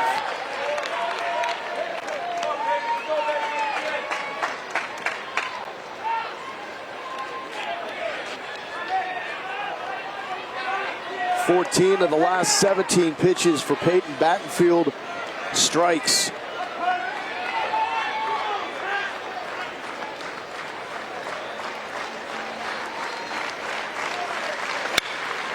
Ripped.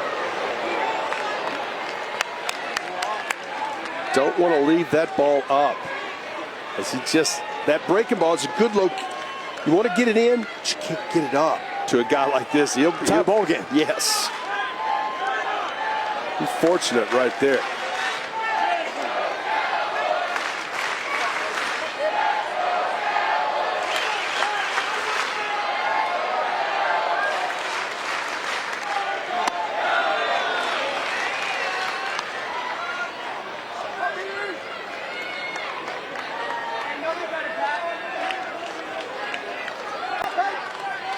Got lots of options.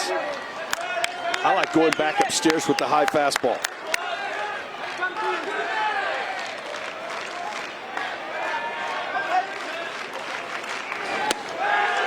Went down with the breaking ball.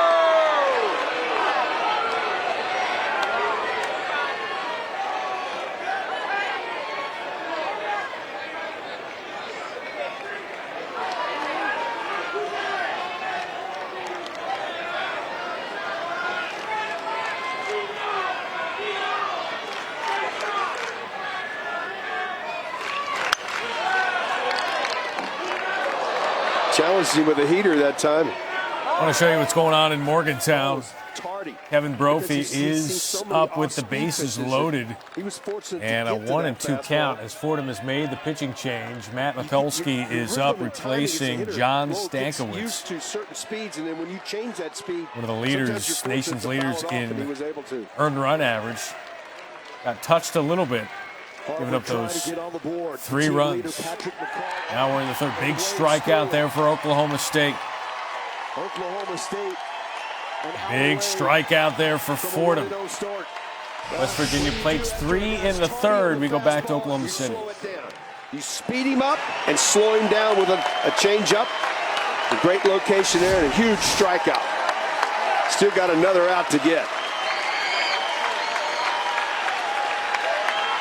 Oklahoma State fans to their feet. Settleson, the Ivy League Player of the Year, trying to add to a school record RBI total.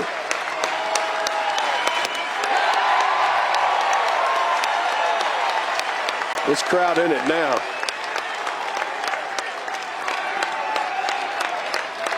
Flooding in Stillwater forced Oklahoma State to move this regional to Oklahoma City.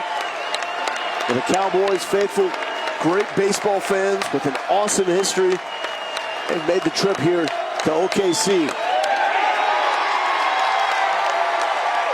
And they did not get the fireworks that they have come to expect from this Josh Holiday lineup, but also this pitching staff, a strike away from the 7th shutout this season. Good arms and power bats. It's been the recipe for Oklahoma State this year.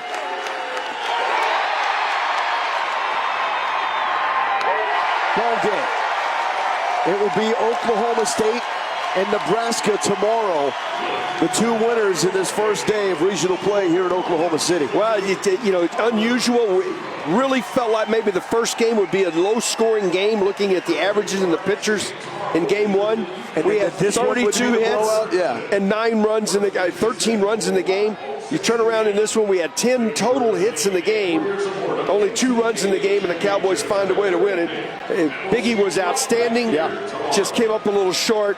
It was all about pitching. The Cowboys' pitching was just exceptional, not with the shutout. Jensen Elliott and Peyton Battenfield combining for the 4-hit shutout. 7th shutout for Oklahoma State this season. They are 1-0. We got the old Big East, Big 8 matchup with Nebraska and Oklahoma State.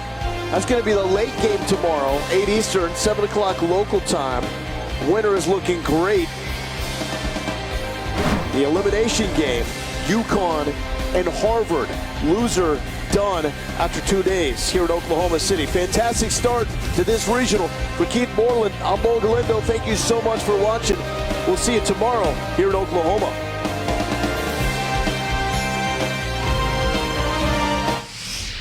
All right, good job, guys. Nebraska has not won a regional in 14 years. A win tomorrow against Oklahoma State would go a long way in ending that streak. We head to another Big 12 site, the Lubbock Regional. Texas Tech, big winners today against Army, 11-2, 16 hits, 1 home run. That one from Cameron Warren as they won their 7th straight regional opener. Here, Dallas Baptist with a 4-2 lead on Florida, the national champs from a couple of years ago. Hit the outside corner before. Comes back, breaking ball, strikeout number 4, and the inning is over.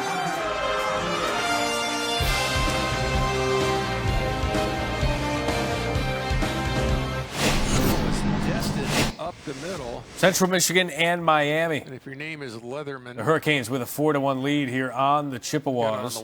Miami put up a 4 spot in the third with a couple of home runs. Right there. Central Michigan responded with a run in the top of the 4th. And here we are in the bottom of the frame. Now they're checking him out. He's laughing. He says, it got me in the wallet, guys. I'm fine. That'll draw a couple of laughs from the dugout, doing some calisthenics down there. Now at third is Rivera, 2 outs for Anthony Villar.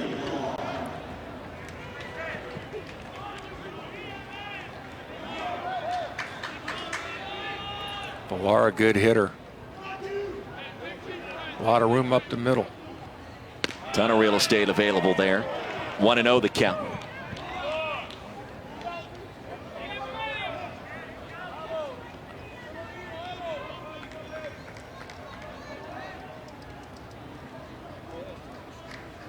And the SEC with 10 teams in the tournament this year. The ACC right behind the Southeastern Conference. And it could be an ACC-SEC matchup tomorrow night here at Dudy Noble.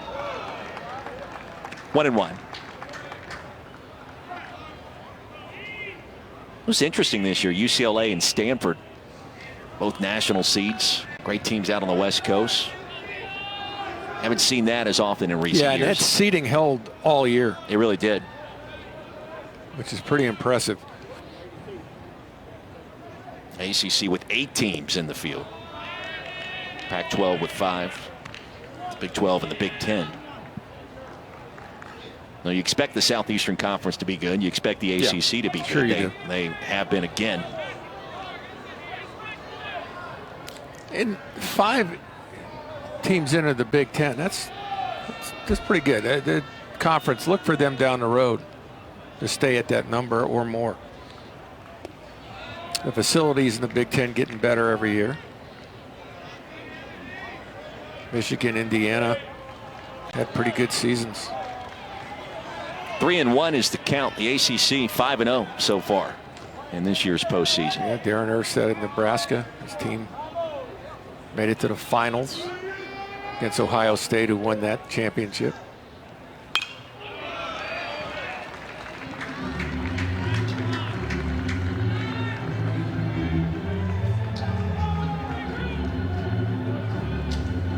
'23rd pitch of the inning coming up for Leatherman. First team All-MAC performer.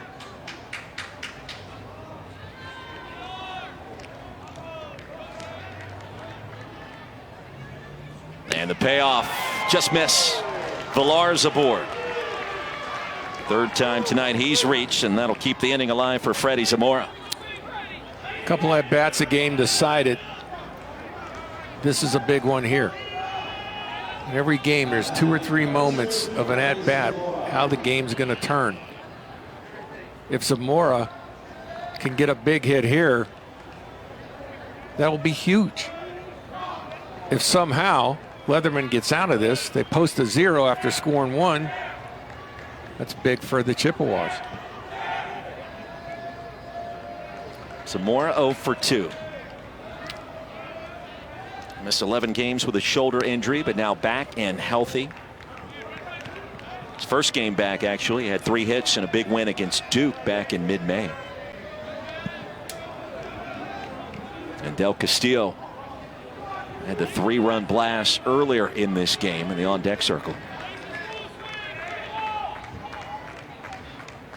And again, all these names we've been throwing at you for Miami, they're going to be back next year and the year after that for the most part. You're talking about a roster without a single player with postseason experience, really no seniors. Yeah, Gino DeMari set a nice foundation for this ball club. But I like the mix of power and speed that he has in the lineup. Well, reminds you of some of those old teams that used to win national championships down in Coral Gables, right? Mm-hmm. Ones that he's played on. Sure. 3-0, and Leatherman working his way into a bit of a bind. Well, part of the problem is it's a pitch away from loading them up. The second problem is the guy on deck.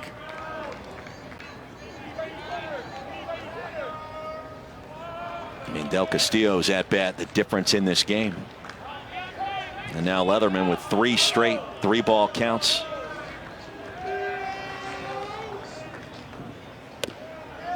And he walked him.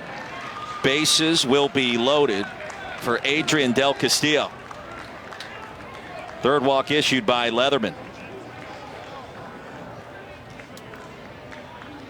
Rivera at third, Villar now at second, Zamora at first. A walk and a hit by pitch by Nick Snyder for Leatherman. Has loaded the bases full of Rams. Mike Rooney, not what you want after plating 3 to take the lead. One of the underrated things about hosting, Matt, is it's a lot of pressure for your program, for your kids. Your program's never had this much attention before, and but he's been throwing enough that he is ready. Snyder's had a great year, but you always, I think about teams like Santa Barbara a couple years ago. When you host for the first time, it's a whole different animal.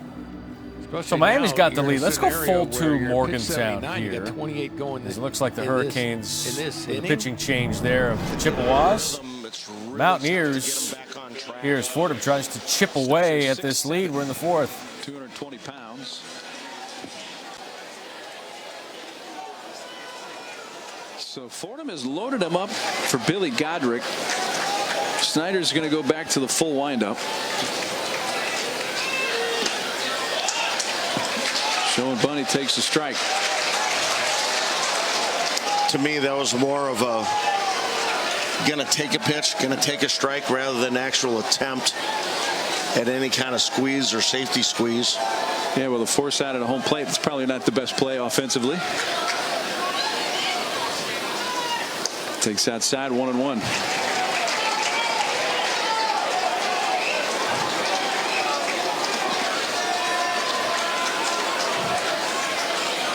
He's starting to shuffle around a bit in the West Virginia bullpen. This could be a pair. Out at second, relay to first, and West Virginia gets out of it. Domes to Tucker to Edmond, 4-6-3 ends the threat. Well, your pitcher's best friend. Here's some scores for a great tweet from Rob Anderson, Sports Information Director from Creighton. Last 4 teams in to the tournament were Florida State, Michigan, Duke, and TCU. Florida State, Michigan, and Duke all won, and TCU leads 9-1 in the 7th.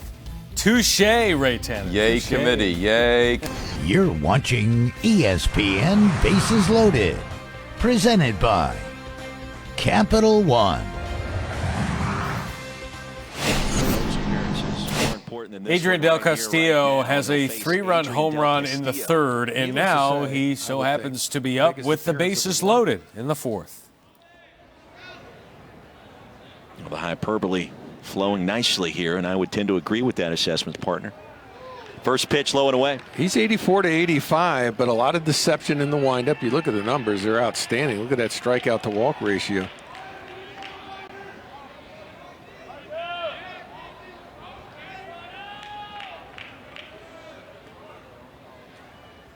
Del Castillo 1 for 2.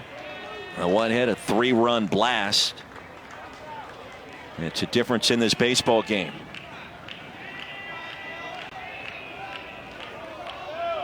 That was his 10th of the season. The second-team All-ACC performer. 3-0 the count, and nowhere to put Del Castillo. You can see he's talking to himself there. Well, let's see if Gino's frisky here and gives him the green light. 3-0. This will tell you a lot right here how Gino's approaching this game if he green lights him. Now he's a little conservative. He's thinking, okay, I got the young kid in, the walk-on. My guy can get it done on a 3-1 count.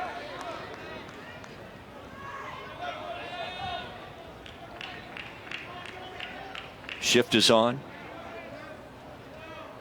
Playing Del Castillo to pull this one. Instead, fly ball to shallow left field.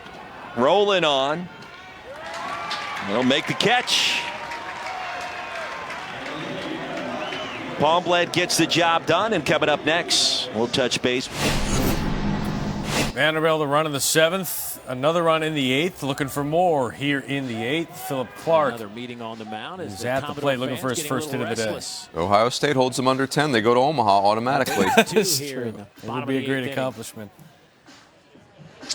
Don't forget, for more coverage of the Division I baseball regionals and interactive brackets, you can go to NCAA.com. And this is what our bracket looks like. Indiana State won earlier today, 6-5, as they held off McNeese. Now the Cowboys will play tomorrow in an elimination game at 1 o'clock Eastern time.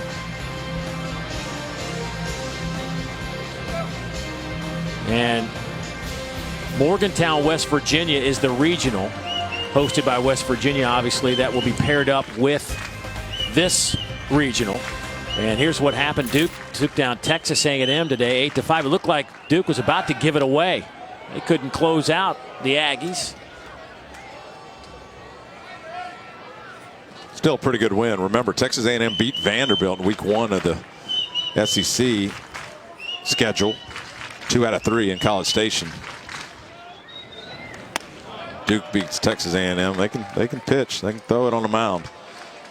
It's a good win for Duke, who came out of that Athens Regional last year. Remember, Georgia was a national seed, top 8 national seed, beat Georgia. They moved on.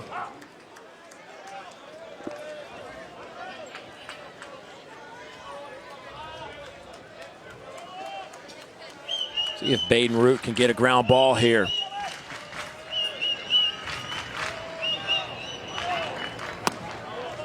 Nope. Now they're loaded again. Vanderbilt has had him loaded 2 other innings and couldn't get any across. See if they can do something here with the bases loaded and only 1 out. And now it's Pat DeMarco to the plate.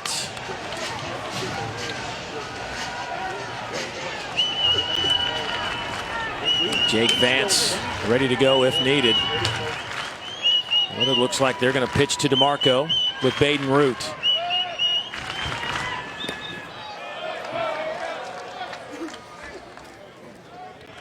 Yeah, we talked about Baden Root and his. All right, Vanderbilt with that 8-2 lead. Meanwhile, in the bottom of the 5th, Dallas Baptist looking for more here. 1-1 count, 1 out, and 2 on. You're impressed with the Patriots here? Very much. I like the diversity of the offense. There's power and speed. They've got a senior-laden pitching staff, and quite a bit different than Florida's very, very young team. This is a regional that Dallas Baptist could be a problem in.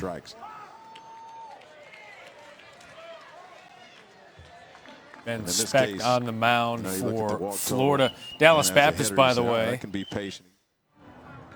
was able to take on Texas Tech in the 2016 Lubbock Regional Final. Lost to Texas Tech. Texas Tech would play Dallas Baptist in a winner's bracket game if DBU can hold on against Florida. Texas Tech, big winner against Army today. 1-2. He's late on the swing. Ohio State gets out of that inning. We go to the 9th. 6-run lead for Vanderbilt.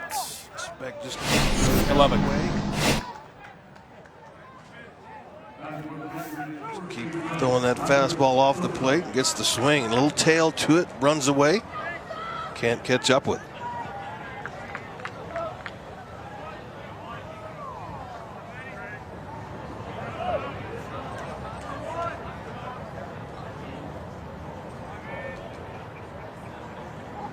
Sosa's the batter with 2 on.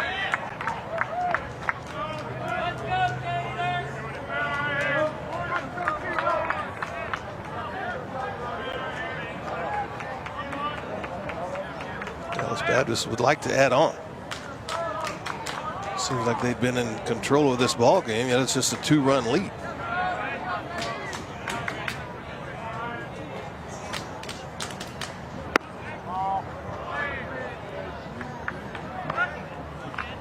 Dallas Baptist out of the Missouri Valley Conference, one of 3 teams from the Valley into the field of 64 this year. Co-regular season champions along with Illinois State. Conference tournament champions, Indiana State. Saw them get a win earlier today, their first in the postseason since 1995. 1-1 is through the right side and a base hit.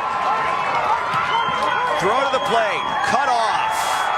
There's an insurance run. 5-2 Dallas Baptist.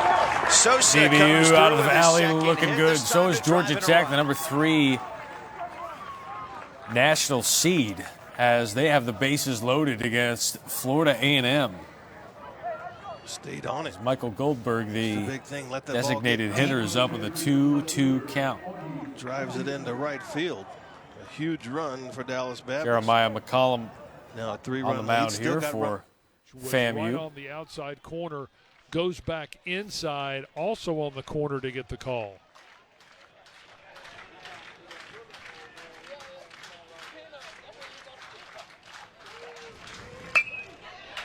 On the ground is short. Coscarello 1 to first, gets through the first baseman. 2 runs are going to come in to score. And Georgia Tech capitalizing on the 4th error of the ball game by the Rattlers.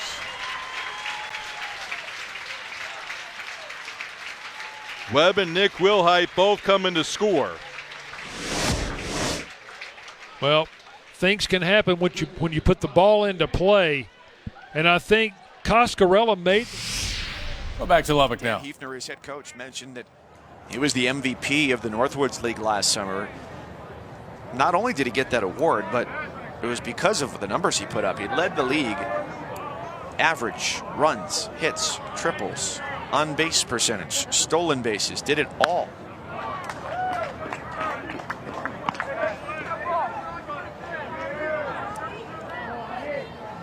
Like a lot of these summer leagues, the wooden bat leagues, I love it. Takes a lot different. The weight is different on a wooden bat than the BB core.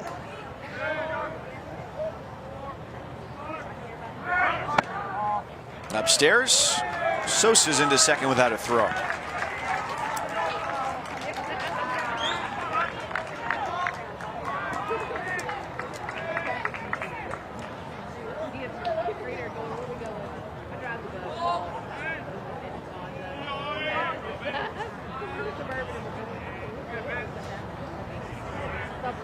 Third batter for Speck since coming out of the bullpen. Isaacson takes time before the 2-2.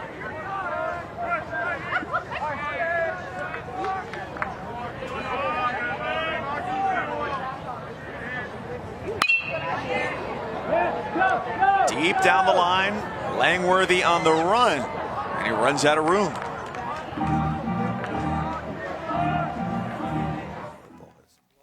Is going to go up. Every half hour on the half hour, we've got a quad box for you.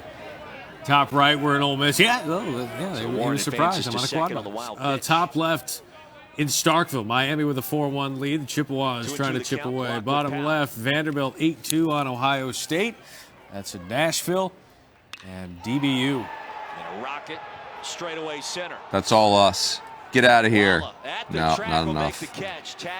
Another quad box with elite uniforms. Yes. Baby blues, blacks for Vandy. Yeah, like an old Cardinals, an old Padres. Fire up chips. The wind not blowing like it was earlier in this ball game. Top of the ninth, Ohio State's handled themselves well, holding Vanderbilt to just 8 runs. Every other stadium in the Nachos bottom right, but apparently we're heading to Starkville. Does a nice job. Obviously, nothing he can do but get the ball back in. So, runner at third, less than 2 outs. Imperative they get this run home, cut the lead in half. Here's Zach Gillis. Tough out from the left side of the plate. 0 for 2 tonight, hitting .351 this year. Ground ball right side, and that'll get the job done. Make it a 4-2 contest. Meanwhile, Gillis is safe at first. And E3 charges to Rao. Productive out by Lockwood. Powell sets this up. He gets it in play with the defense playing back. Ball kicks out of his glove, and the speed going down the line of Giles gets that done. And don't look now. Trying to run to the plate. Pitch count up around 100 now. And Gino's going to probably make the move. They told him if Gino goes out, chances are they're going to make the move. J.D. Arteaga is the guy that goes out there with the pep talk. They'll give Gillis an RBI. That'll make it a 4-2 game, and that'll be all she wrote for Chris McMahon. Gave up 7 hits, a couple of runs, both earned. Walk and 5 strikeouts. Slade Ciccone will be the new Miami pitcher. We'll tell you more about Ciccone when we come back. But CMU, Nick, gotta like this. Well, they are playing that second game tonight, 10 o'clock in the East. After a 3-hour rain delay in the 9th inning between UNC Wilmington and North Carolina, where the Tar Heels were able to walk it off. Now we're underway in the final game of the day, Tennessee and Liberty, no score. But Gray Betts starts the game with a leadoff single for the Liberty Flames.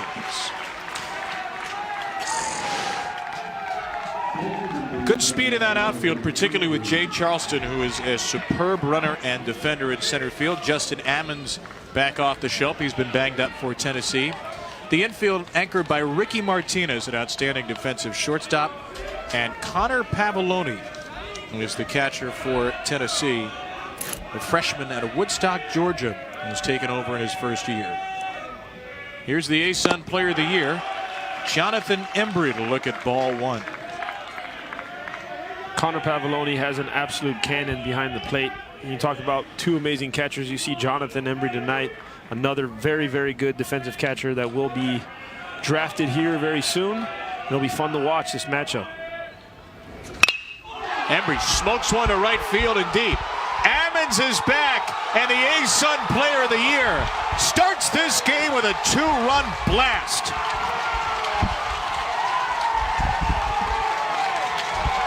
The former walk-on can walk home.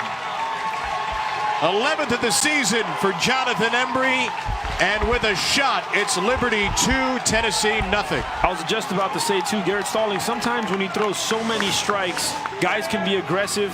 Right here, Jonathan Embry, coming off a great tournament where he was the most outstanding player. That's why this guy is the player of the conference as well, Player of the Year. Sometimes too many strikes could be a bad thing, especially you can be out of an inning quick or you can be down 2-0 fast, and that's what's happened so far. Cam Locklear now the number 3 hitter. There. All right, let's jump to Atlanta real quick here. This is Colin Hall, who is up now with the bases loaded for the number 3 national seed Georgia Tech Yellow Jackets at Russ Chandler Stadium.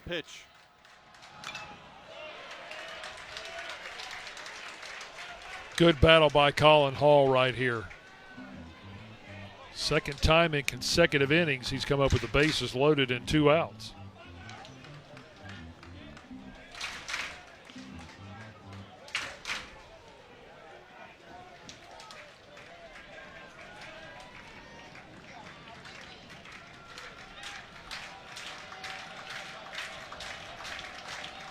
McCallum deals, and again Hall hits one foul.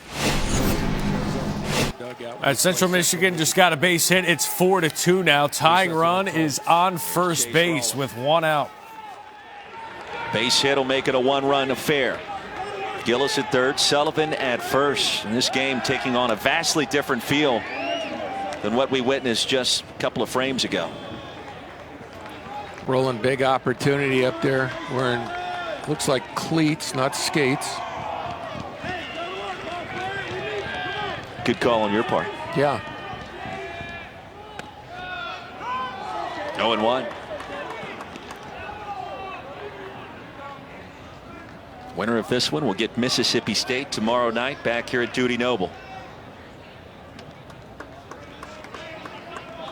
He just got a set of signals from Coach Bishop. Bishop looked in his note card to concur.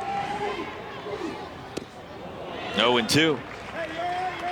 It's that slow curveball right there. You may want to come right back to that pitch. He didn't look very good. Now, as a hitter, you say to yourself, I looked awful on that. So, of course, they're going to come back and throw me the same pitch.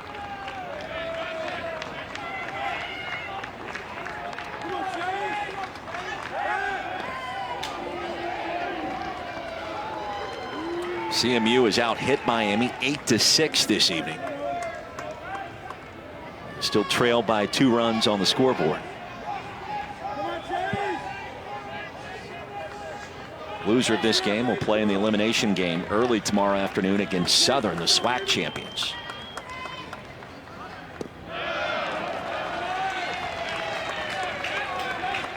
Went off speed. It wasn't the slow curve, however.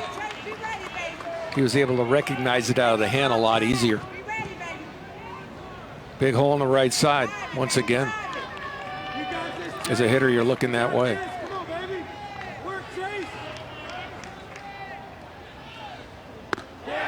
High and tight.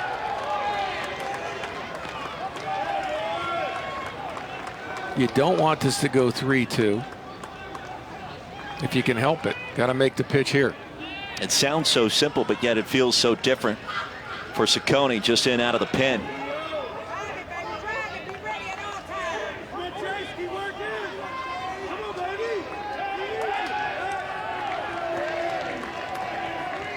Do you like the attention that he's showing Sullivan over at first? One obligatory throw's fine, but don't get too crazy over there. You got a big out to get. Roland just stays alive.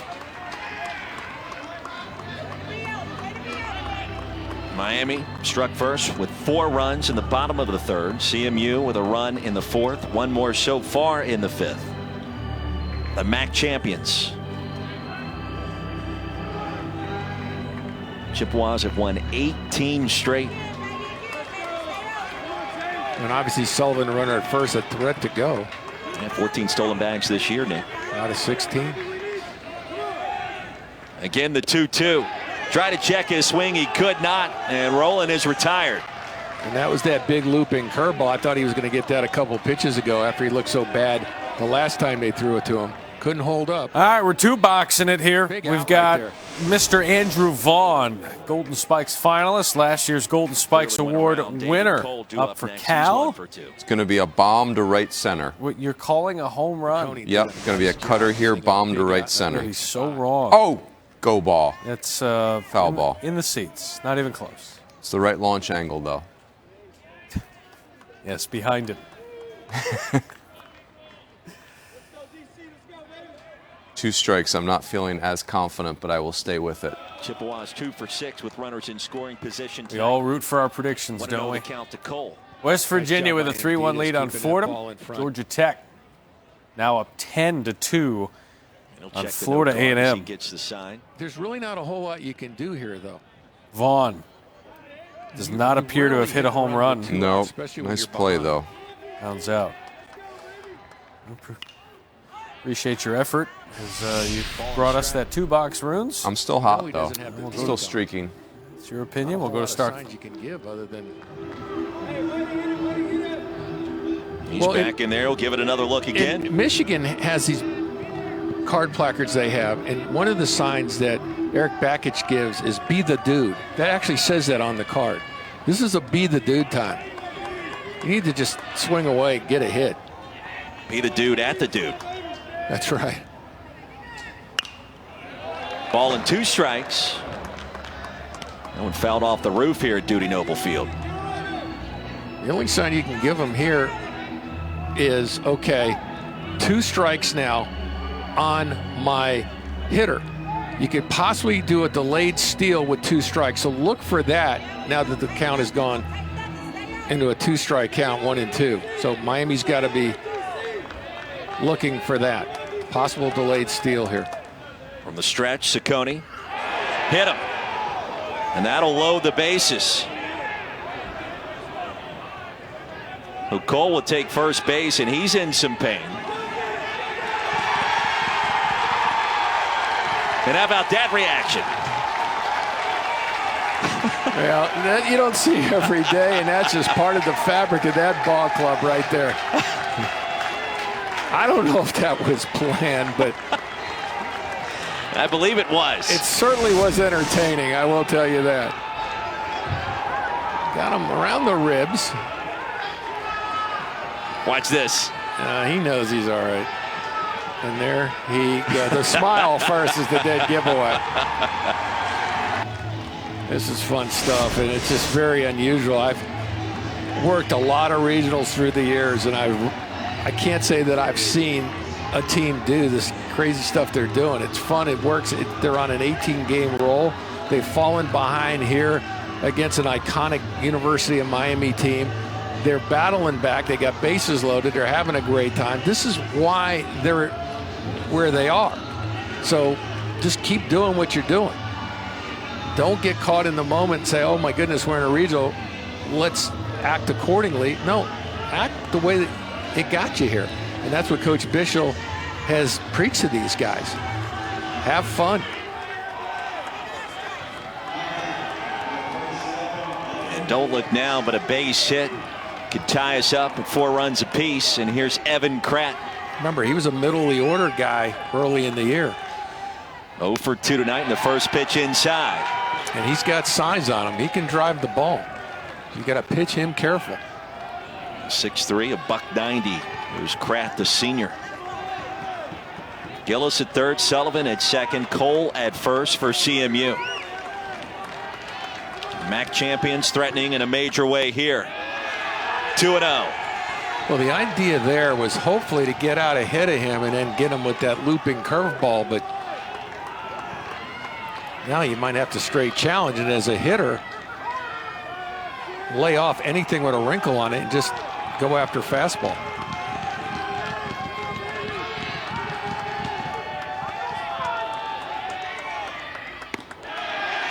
(3-0), and the plot thickens even more.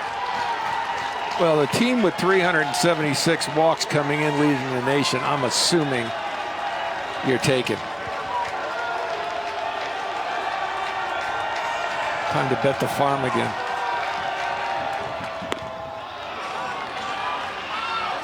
And we see some of the Mississippi State fans in attendance, openly supporting and rooting for CMU.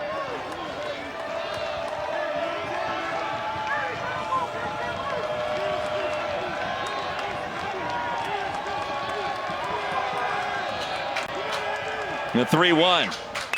Ripped into left field for a base hit. 1 run is in. Gillis touches home plate. Here comes Sullivan. It's 4-4. Right behind him is Cole. The throw off target, and CMU with the advantage. A 2-out, 3-run double will clear the bases. And you want to talk about clutch, Evan Kratt. He's been dangerous lately. We talked about it. He was a middle of the order guy. He has power. You saw it right there.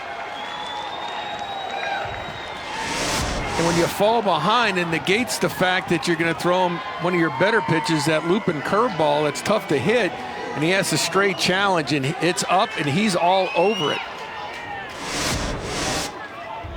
Chippewas have pounded out 9 hits so far. Slow roller to second. Villar up with it. That'll retire the side. 3 hits, an error. We go to Corvallis. Could be looking at the #1 pick of the upcoming draft. Mike Rooney. We are looking at the #1 pick. You can put that in ink. Right. The batter, not the pitcher. Correct. All right. Adley Rushman. Well, 17 homers, 580 on base, 580 on base, 785 slug, and a 419 average.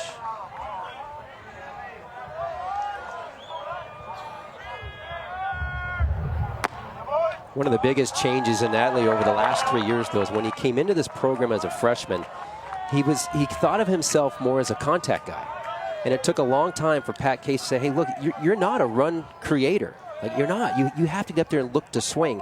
He's now what they call a run producer, and they put him in that category in their offense. Rutschman fouls it off. He actually changed his swing in the Cape Cod League, which is not an easy place to change your swing, and it didn't go well. And he came back for the fall before his sophomore season, and it didn't go well in the fall. And then all of a sudden he said it clicked. It clicked at the end of that fall, just getting ready for that sophomore season. And suddenly the power came. It counts 1-2.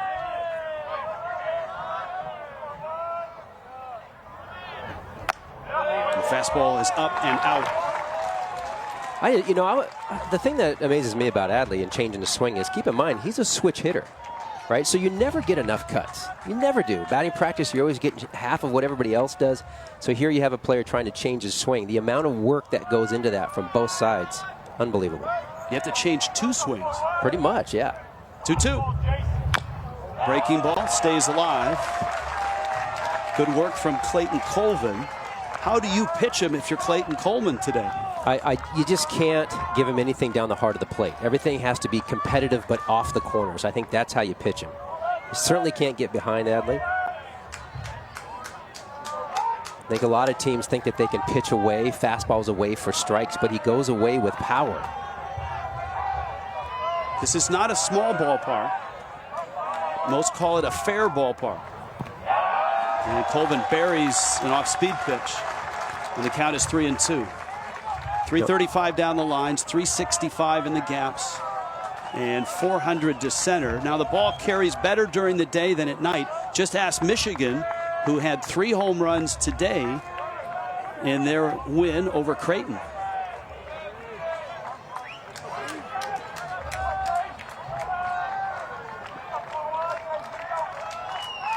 Three-two. Breaking ball hit hard and down the line. Rutschman, who runs pretty well around first, on his way to second. Bumpus's throw is not in time.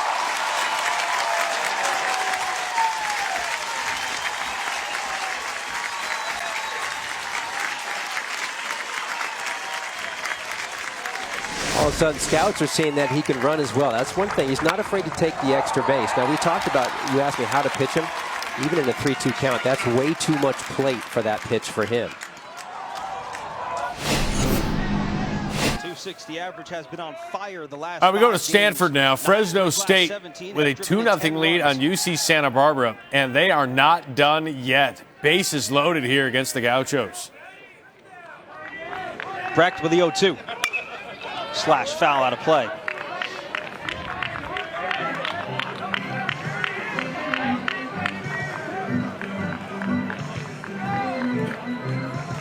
Just looks like the wind has been taken out of the Gauchos' sails early on here.